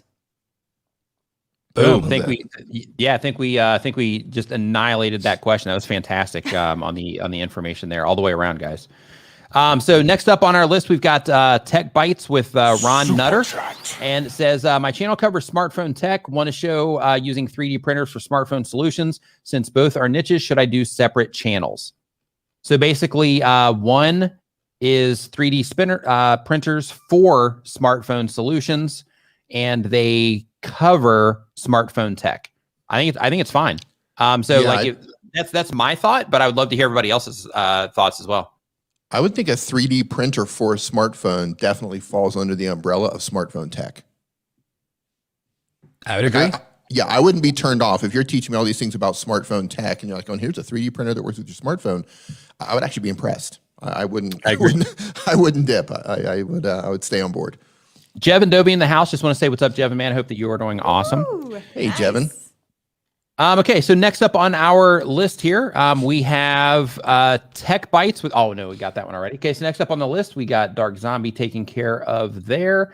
And Jay-Z Helps, a Florida injury law firm, says they do personal injury law tips. The goal of the channel is to get more clients and increase brand awareness. The question is, where did you buy your desk? How much was it? Do you recommend it? So this one is a local brand. But there's a bunch. If you just look for standing sit-stand desks, there's tons of different options for you. A lot of different options on Amazon. But this one's like an Asian brand. So I'm not even sure if you'd even be able to get this one, but yeah, I do like it so far. I've been out of Thailand for so long now that they didn't have standing desks when I left. Are you Yeah. serious? Yeah, Wow. I'm serious. Yeah. I'm serious. Yeah. Wow. Yeah, well, this one it's not like I couldn't go into a store. I had to actually look around on the internet in order to find this. Okay. One. So so they probably had it. It was just being able to find it. It's funny. Like I've had a few people like Flexi Spot, for example, like they wanted to send me one, but because I'm here, I couldn't get one from them, unfortunately. Ladies and gentlemen, we have the handsome man of YouTube in the house on the Clooney scale. This guy is an 11. It's got to be Owen video. Yep, there it is. Yep. I knew it. Yep, there I he knew is. it. There he Yes. is. And I What's up, love man? I love the love that I get here, man. That's awesome. The most handsome YouTube coach in the building. I love Yep. it. Right. Good to be here with you guys today. Thanks for inviting me. Speaking Yeah, of nice affiliate to have you marketing, here. Your set's product- looking baller, man. I love it. Yeah. Ready to Affiliate marketing, yeah. product placement, all in one, right there. Yeah, I know it's great. I'm the You real need a .com on that screen behind you, man. Actually, I need that Tubebuddy hat. That Tubebuddy hat is baller. I don't have that. Why is my swag game so Because trash? you came in as the Sith Lord, you get to choose one per stream. You can't be a YouTube. Have you ever seen a YouTube Tubebuddy Sith Lord? It doesn't work. I am the Senate. Sith wear hoods, Roberto. Yeah, they were hoodies, right? And cloaks. There we go. Oh, there we go. Darth Brian. Brian. I'm surprised how many black hoodies there are. There's Love a lot of black hoodies on this call right now. You know what I mean? There is. Synergistic. So the next question that we have is from Harry Tornado. Says, thoughts on courses? This is a great question for a handful of people on screen right here. Thoughts on courses? I have almost 100,000 subscribers in less than 2 years, and I made over 100,000 in profit in 2020 from YouTube AdSense, affiliates, and sponsorships. When do you know if you're experienced enough to make and sell a course? Anybody who wants this one, the stage is yours. Can I jump in on that one? Like, Yeah, dude, absolutely. courses, man. I think courses are great. And here's the thing is that I would make a course that doesn't suck, right? That's the big thing. Is that your next book, bro? Is that your next book, homie? it is. How to create stuff that doesn't suck. You know what That's I a mean? great title. That's The a great title, forward. actually. Yeah. The Forward by D. Nimmin. You know, I see a lot of people making courses, and it really is more of like a repurposed sort of platform to make. Like the goal is to make quick money and not to really like enhance a member's experience and education or to move them to the next point in your funnel. And so like I'm a real big fan of courses. I'm not a big fan of schlepping something together so that you can charge $5 for it. Like make a good course, charge $47 or $97 or $297 for it. Make it worth it. And if you've got a bigger funnel, you know, make a course that is like a step 1 that naturally leads to like a step 2, which is private consulting or maybe something more advanced. But make a course that doesn't suck, I think is really the message I want to convey. But You in terms literally of- I want should to make talk a little bit course about this schlepping. You should make a course called "Make a Course That Doesn't Suck," and you should sell making a course that doesn't suck. And you I'm should. gonna own it. I'm getting that domain name cheap. You should do that literally right now, Owen. I'm not even joking. Okay. before somebody else does. I'm actually getting that domain name and I'll sell it to you for $5,000. Yeah. Now, This panel is way Owen's off like, the rails. darn you. Darn you. we didn't answer a part of that question. How do you know when you are good enough? That's an important piece of that. How do you know when you're good question, enough to be a YouTuber? right? But I would say, like, when you're creating content, if you're getting asked the same questions over and over and over, you know that that's good course material. But also, you can start. It's okay to start with a beta course for 5 people, right? Because that will teach you so much. And you don't need to have this huge success right out of the gate. If you have 100 people paying attention to you on a very, close basis, they're showing up to everything that you do. And you get 5 of those people to sign up to a course, and you go through this beta with them, and you ask them a ton of questions about what works, what doesn't, what they thought they might get that they didn't, what they thought they might get that they got, and even better, right? So like ask all of the questions, and then create a better course, right? So what I don't want people to take away from what you said, Owen, is it has to be perfect, right? So a lot of people feel like, oh, well, if I have to create a course that doesn't suck, it has to be perfect. That's not what Owen is saying at all. And so just a couple of things there. As soon as you know your topic, and as soon as you have people who are willing to pay, which you don't know until you put it out there, but you can kind of gauge based on the amount of questions that you get and the same conversation happening over and over. Like Nick here answers the same freaking questions every week, multiple times in a single stream. You know, you don't have to be at his level to get that, but you start to see those patterns. You know, I want to add Ladies and something. gentlemen, Daniel Patel in the house. There he is. No. Man, true. I'm only here because YouTube called me and said, hey, can you go in there and break that stuff up? There's way too many people on screen right now. Can't erase. Just bring Benji in and just make it a solid 8 so that like Right? my OCD and so I can balance it out. Oh. Yeah. Yeah, I just want to add to that what Luria said. In terms of teaching anything, are you good enough about anything? You don't have to be a master at it. You just have to be a little bit more knowledgeable than the people you're teaching, right? People are in different places with their journey. You just have to know a little bit more than those people. You don't have to be an expert to share your experience. And the other thing is, like, don't be afraid to say that you want to add some value to the market or something like that. Because, you know what, I'll tell you about literally a multi-million-dollar mistake of mine. Multi-million-dollar mistake of mine is my audience has wanted a YouTube course from me forever. And there was a point where, because I didn't use online courses, I had a little bit of a certain type of Here it comes. bias. No, I had a bias to where it's like, I didn't have anything against courses. I was just like, I was like skeptical of the value of them though. But at the same time, then I said, well, that's kind of dumb because I haven't actually bought anything. How am I going to criticize something I haven't used? So again, that made me not critical. But what happened was I took, I read a great book by Michael Port that changed my business called Book Yourself Solid. And then I actually bought a public speaking course from him and I only bought it for 20% of, because I felt like I had accomplished 80% of what he had in the course, but the 20% of what was in that course was so valuable to me. And I said to myself, if I can become a better public speaker in terms of the business side of public speaking, and if I can charge, because I'm killing it on these stages, if I could charge what I'm worth, and if I can market and position better as a public speaker, even though I know I'm a good marketer, I don't have the depth of experience that Michael Port and his wife have with public speaking. And I said, I'm going to go ahead and I'm going to invest in buying this course because I know that if I even get one more speaking gig this year out of it, that it's going to pay for itself. So, and I was like, I only need 20% of this course and it's worth it to me. So I did that.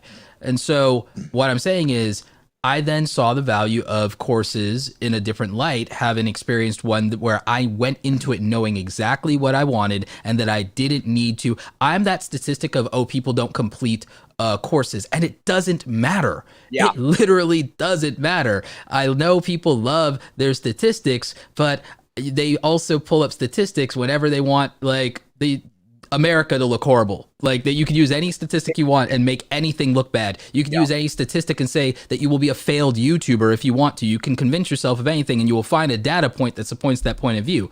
I lost millions of dollars by having imposter syndrome and saying, not only after, I got over, courses are great. Sunny has one of the best programs in terms of YouTube courses. Sean has one of the best things in terms of YouTube courses. Tim has his YouTube course. Why am I going to make just another YouTube course? Does the world need another YouTube course? And the thing is, that was such a stupid point of view for me as a content creator, as like to even entertain that idea that, I'm just adding noise to the, like, no, I have a different point of view on YouTube than anybody else. I have a different lived experience of YouTube than anybody else that's not represented in the market. And so I should have made a YouTube course, and I will make a YouTube course at some point in the future. Nick is making a great YouTube course. And I would what's that? I would buy it because I'd want to see what you're talking about, and I would buy Nick's course and all these kinds of things. And I'm going to send you my link, Owen. Yeah. I'm going to make it easy for you. Moneybags Hemsath over here, like yeah.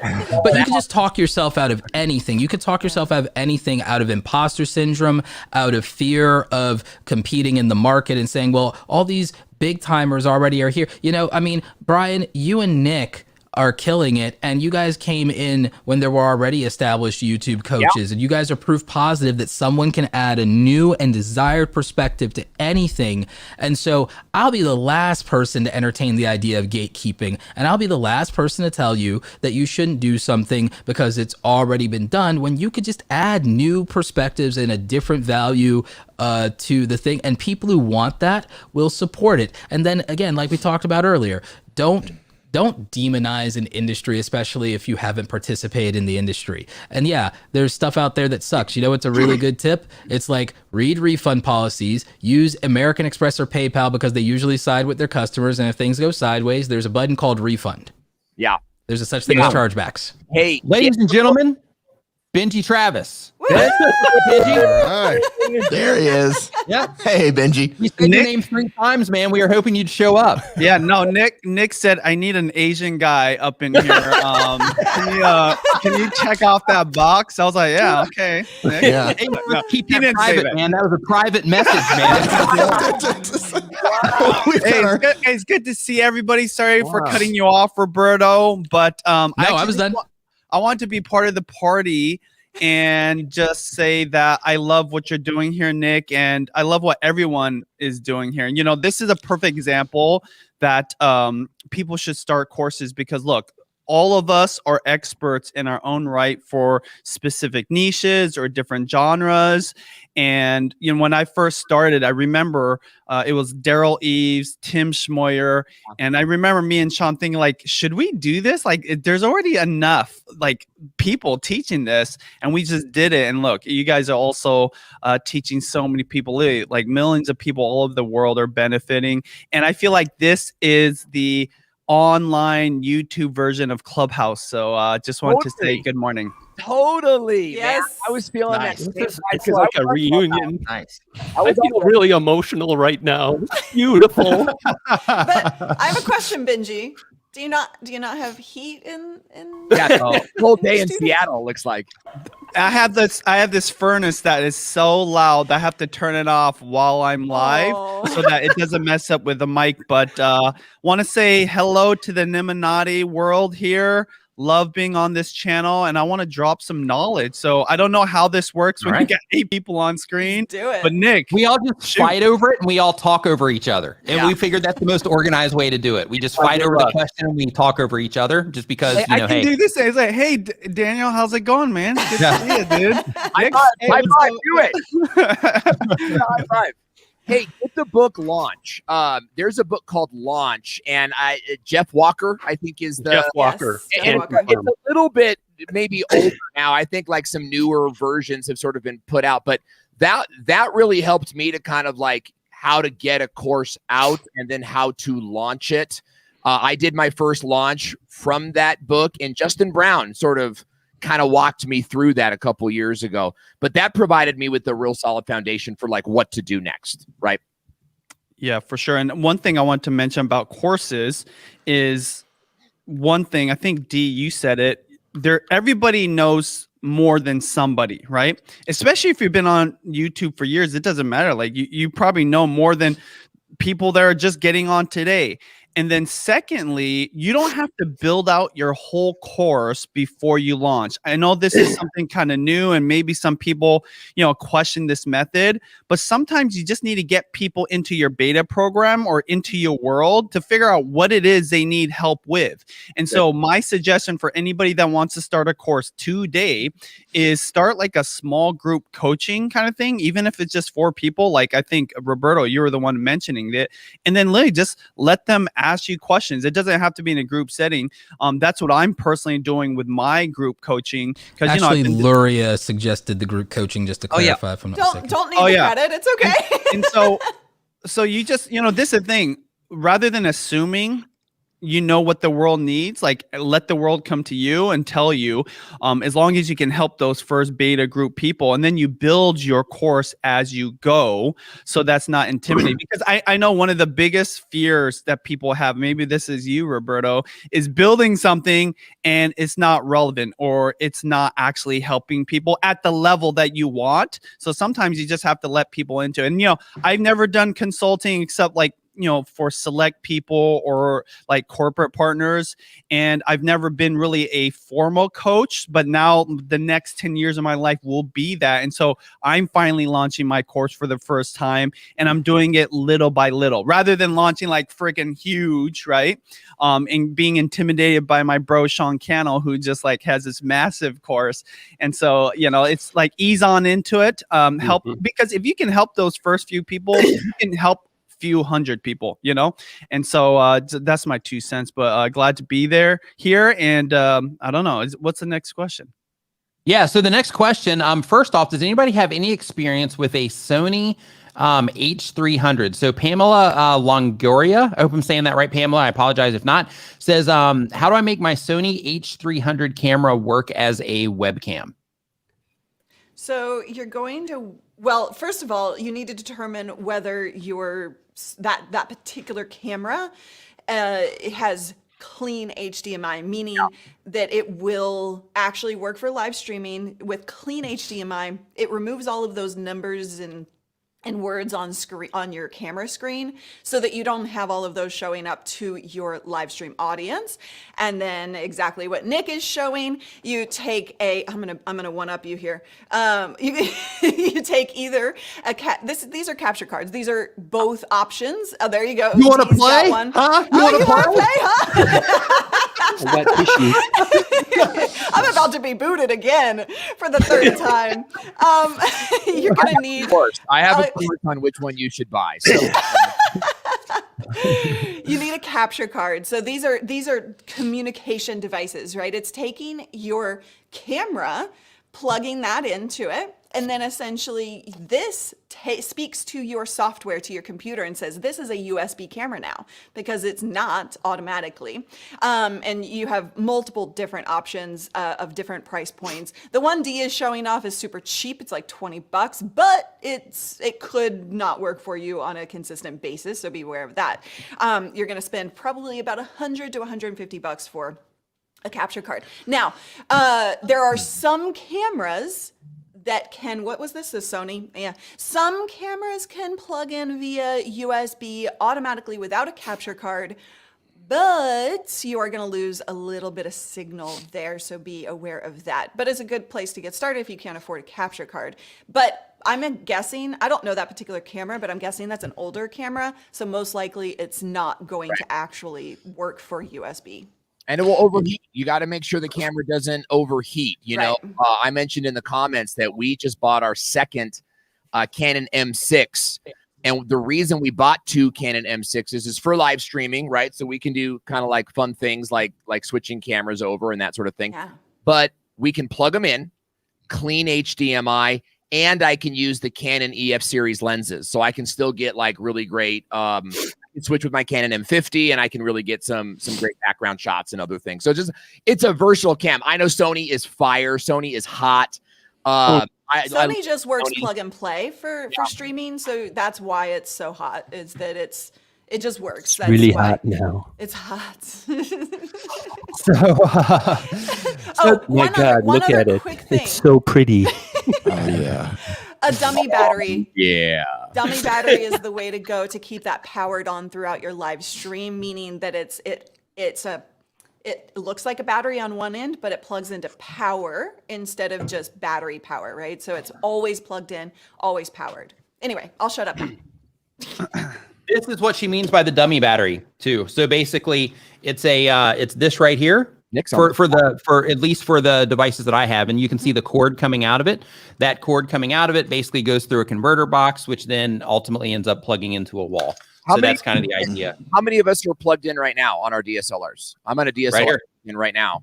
So, this stuff didn't exist like a couple years ago. Like it just clean HDMI on a DSLR a couple years ago, like wasn't even there. And so it's really exciting to see entry-level YouTubers and video creators like hit the space in better technology than what was on TV when I was growing up. We just need Brian to up his camera. I'm getting there, one step at a time.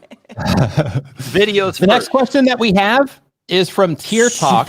Tier Talk says, as an influencer and because of YouTube, I have been invited to speak on many different TV networks. Has your channel done that for you as well? Anybody here been on TV because of their YouTube channels? Yep, multiple times. Like I'm a regular contributor to the news in San Diego and in Salt Lake City. I've been on radio shows, and I don't mean like once I got asked. Like they call me regularly.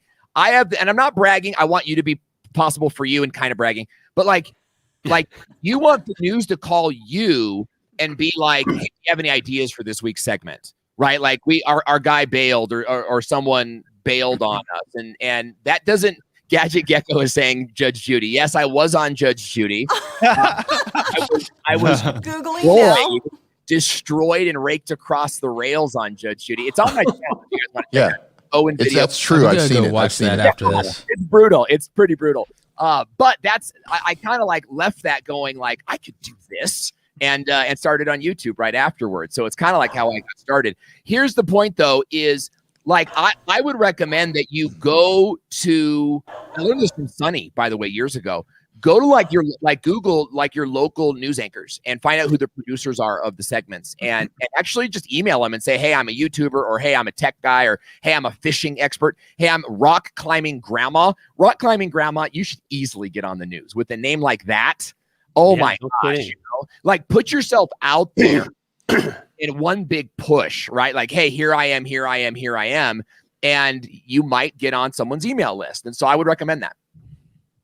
There we go. Excellent. The key to that stuff is, I'm sorry, I'm going to shut up and let Daniel talk at some point. But not now. Not right now. Not right now. Yeah, take it. I don't think Owen said this. I was chatting, trying to find. I was googling his Judge Judy one. So, but I don't think he said that. You definitely need to think about it from the news audience's perspective. So, as you creating your channel, you're thinking about your audience and what do they care about. Well, the news channels and TV of any kind is thinking about their audience. So you need to hop from what you do to what the news channels producers care about, which is their audience as well. So always be thinking about the audience. And when you do pitch an idea, you're pitching it from that perspective, not this is who I am, this is what I can do. It's all about the viewer all the time, every time. Super chat. Royal Knight Gaming says, without any doubts, I love all of you. You're doing a great job. But Nick, I love you, man. You're my #1 teacher. Woo! And I've learned so much from you. Still not at 1,000 subscribers, but I will very soon. So congratulations for easing up on that milestone. Thank you for the kind words. Super appreciated. We also have Nick's Fan TV here saying, what's a good lens to stream with? A Sony A6000, same depth as you guys. Any tips for building your mailing list? That is the question. So basically, like, what's a good lens, and what are some tips for building an email list? 16 millimeter Sigma f1.4 is what a lot of people are using. Lets you get wide, lets you get close.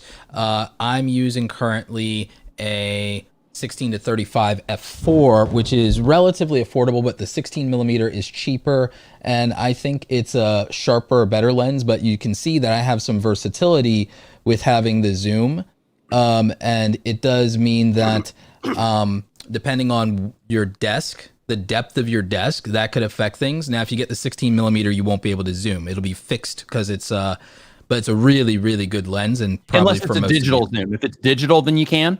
But outside of that, you can't do a legit zoom. Yeah, right. Exactly. So that's my lens recommendation for you, is either of those.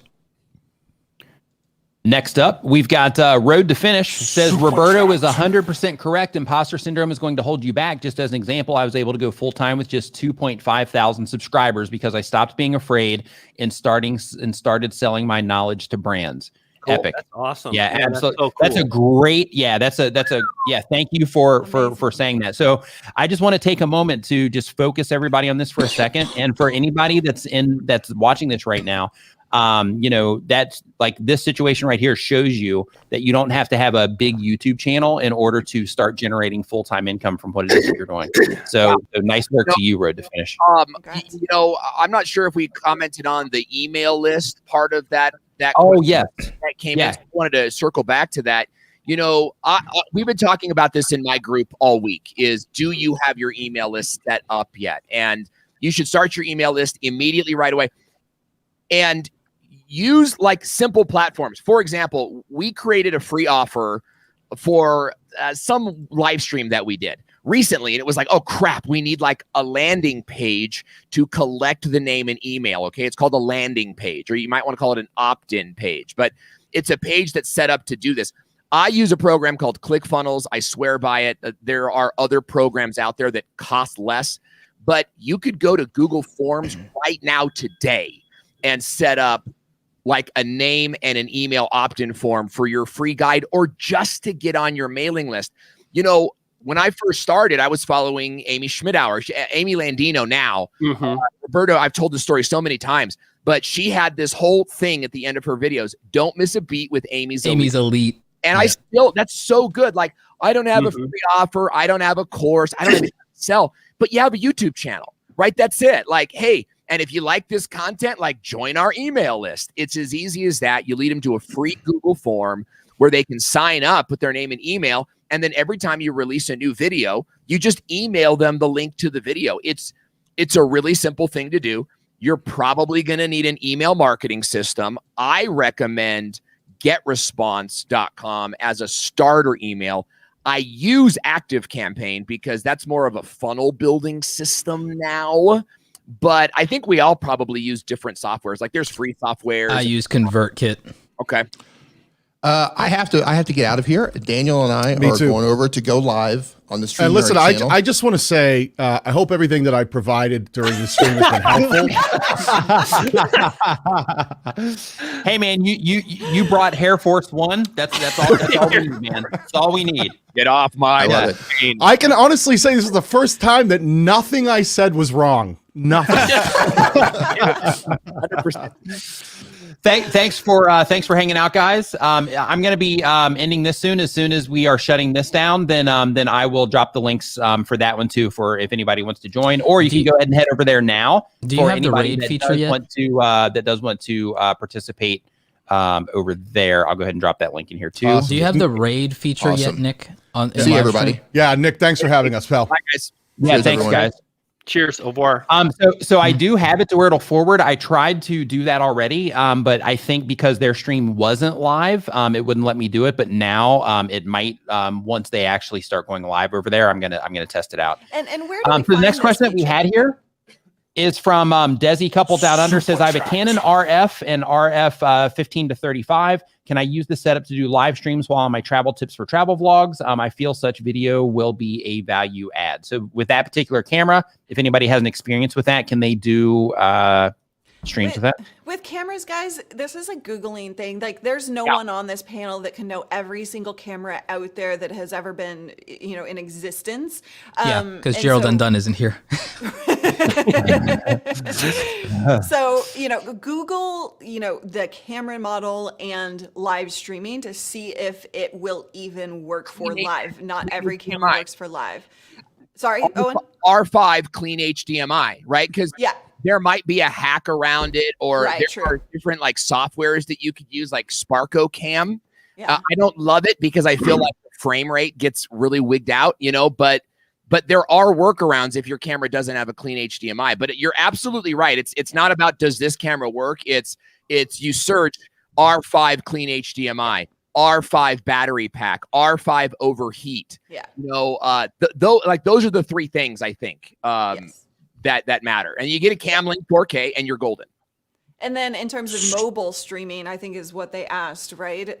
You can, when you're talking, going the DSLR or mirrorless route, you kind of have to hack it together to use like cell signals, but essentially you could use something like a Live View backpack. Yeah. These are an investment, but they're worth it if you're going to do it consistently and you have a plan for making that money back.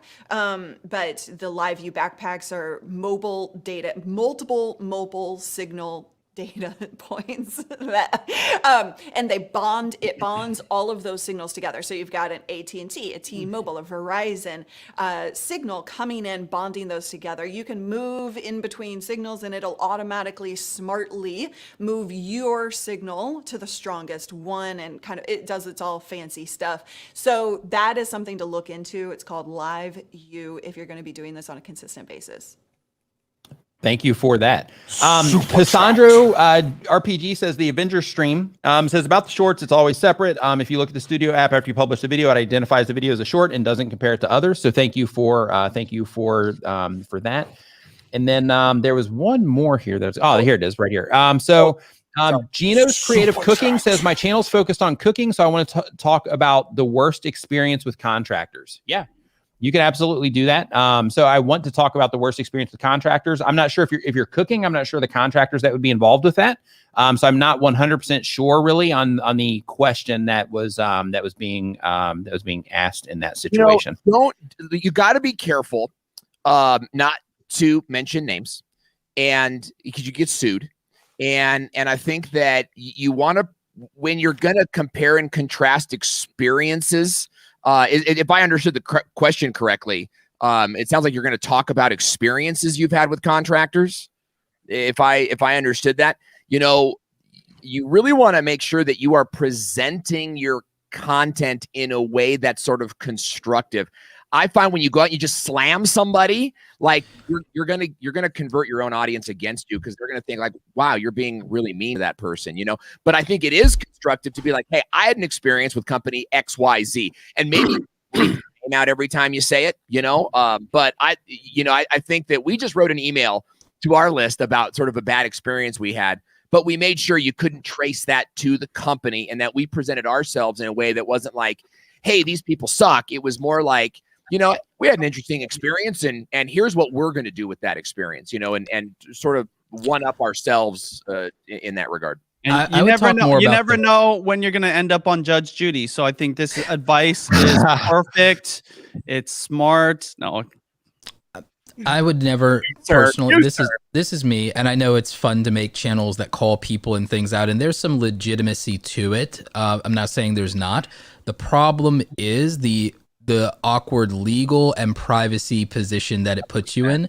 If you make a channel where you call people out, whether it's YouTube creators, businesses, even business people as individuals, you have to understand that you are likely painting a target on yourself in such a way to where it's inevitable that people will dox you, and that your public information, your family's information, their names, your address, your real address, if you have a day job, all of that stuff will be made public one way or another, either by your audience or by people that you've criticized or people working behind the scenes, and that happens, or as a result of legal proceedings that happen because you might have done this without consulting a lawyer first, which puts you in a position of either slander or libel potentially, even if you earnestly believe in what you're saying and it is your real lived experience. The way in which you communicate it may not be, for all intents and legal purposes, appropriate, and then it may not be the best interest to court that kind of controversy if you have a day job or represent a company, or if you have a family, or if it is something where you're not going to want to take some heat down the road. And I've had this happen to friends of mine, people that I know. So I'm not saying, oh, we can never, ever call people out. I'm saying that if you're going to go and you're going to go that route, it will be a thankless job. You are putting yourself and your family at risk legally, financially, and even potentially physically. So act in a matter that's consistent with what you're prepared to take on. Don't do things in a moment or emotionally when we're talking about these things. So good. Do them strategically, safely, and litigiously. Litigiously, I swear to God. Like, call a lawyer. Yeah, for sure. And when you approach this stuff from a Almost, drama, Nick, almost. What? Close. Oh, I'm sorry. Did you? No, you're good. Go. You're fine. I didn't see. I'm sorry. I was looking at the camera, not you guys. That's fine. Me and Brian both kind of leaned in to say something. Go for it. I'll make it quick. I was just gonna say that when there is, if you take the drama approach, then there is a whole section of YouTubers or YouTube viewers that will eat it up. But realize that once you step over that line, you are attracting an audience who only wants drama. They don't care about you as a person. They don't care about anything other than more drama and more drama and more drama, right? So it's really key to remember. I personally stay way away. You're growing a toxic community. Exactly. Like you're growing a toxic community. Yeah, you're putting your flowers in a dirty garden. Yeah. I like to stay way away from drama just because of that repeated cycle that happens. And it's something to be very, very cautious of. So like what Roberto said, you know, be strategic about it if you're going to do it. So here's what's going on, guys. So right now, my brother and Daniel are live streaming on the Streamyard channel. Right after that is finished, Benji is going live on his channel as well. So his is live here in about 50 minutes, and my brother and Daniel are live right now. So first, I want to thank everybody that's on the screen right now. Thank you for coming in, sharing your opinions, especially all the talking that you've been doing, Benji and Brian. It's just been fantastic. No, but that's how it goes down, though. We got a lot of people on the screen, right? But It's all good. but I think I though, actually talked more than Roberto. I'm sorry. No, you're fine. All right, thank you everybody for coming on and hanging out here, and for everybody that's been hanging out in the stream, thank you for your time as well. And like throughout the stream, there's a lot of information that gets shared, so make sure that you just pick something, because there's a lot of different things that we can all improve on. But just pick a thing, maybe two things that you can focus on between now and next Saturday, and apply them to your YouTube channel, because none of this stuff works if you're not actually applying it to what it is that you're doing. Awesome. So thank you everybody for coming on, and we will see you next time. I'm going to drop the link right here to the Streamyard stream, and that will be that. And then you'll find Benji's on Video Influencers. His starts in 50 minutes. So we'll see you over there too. So everybody, talk to you later. Have a awesome rest of your weekend.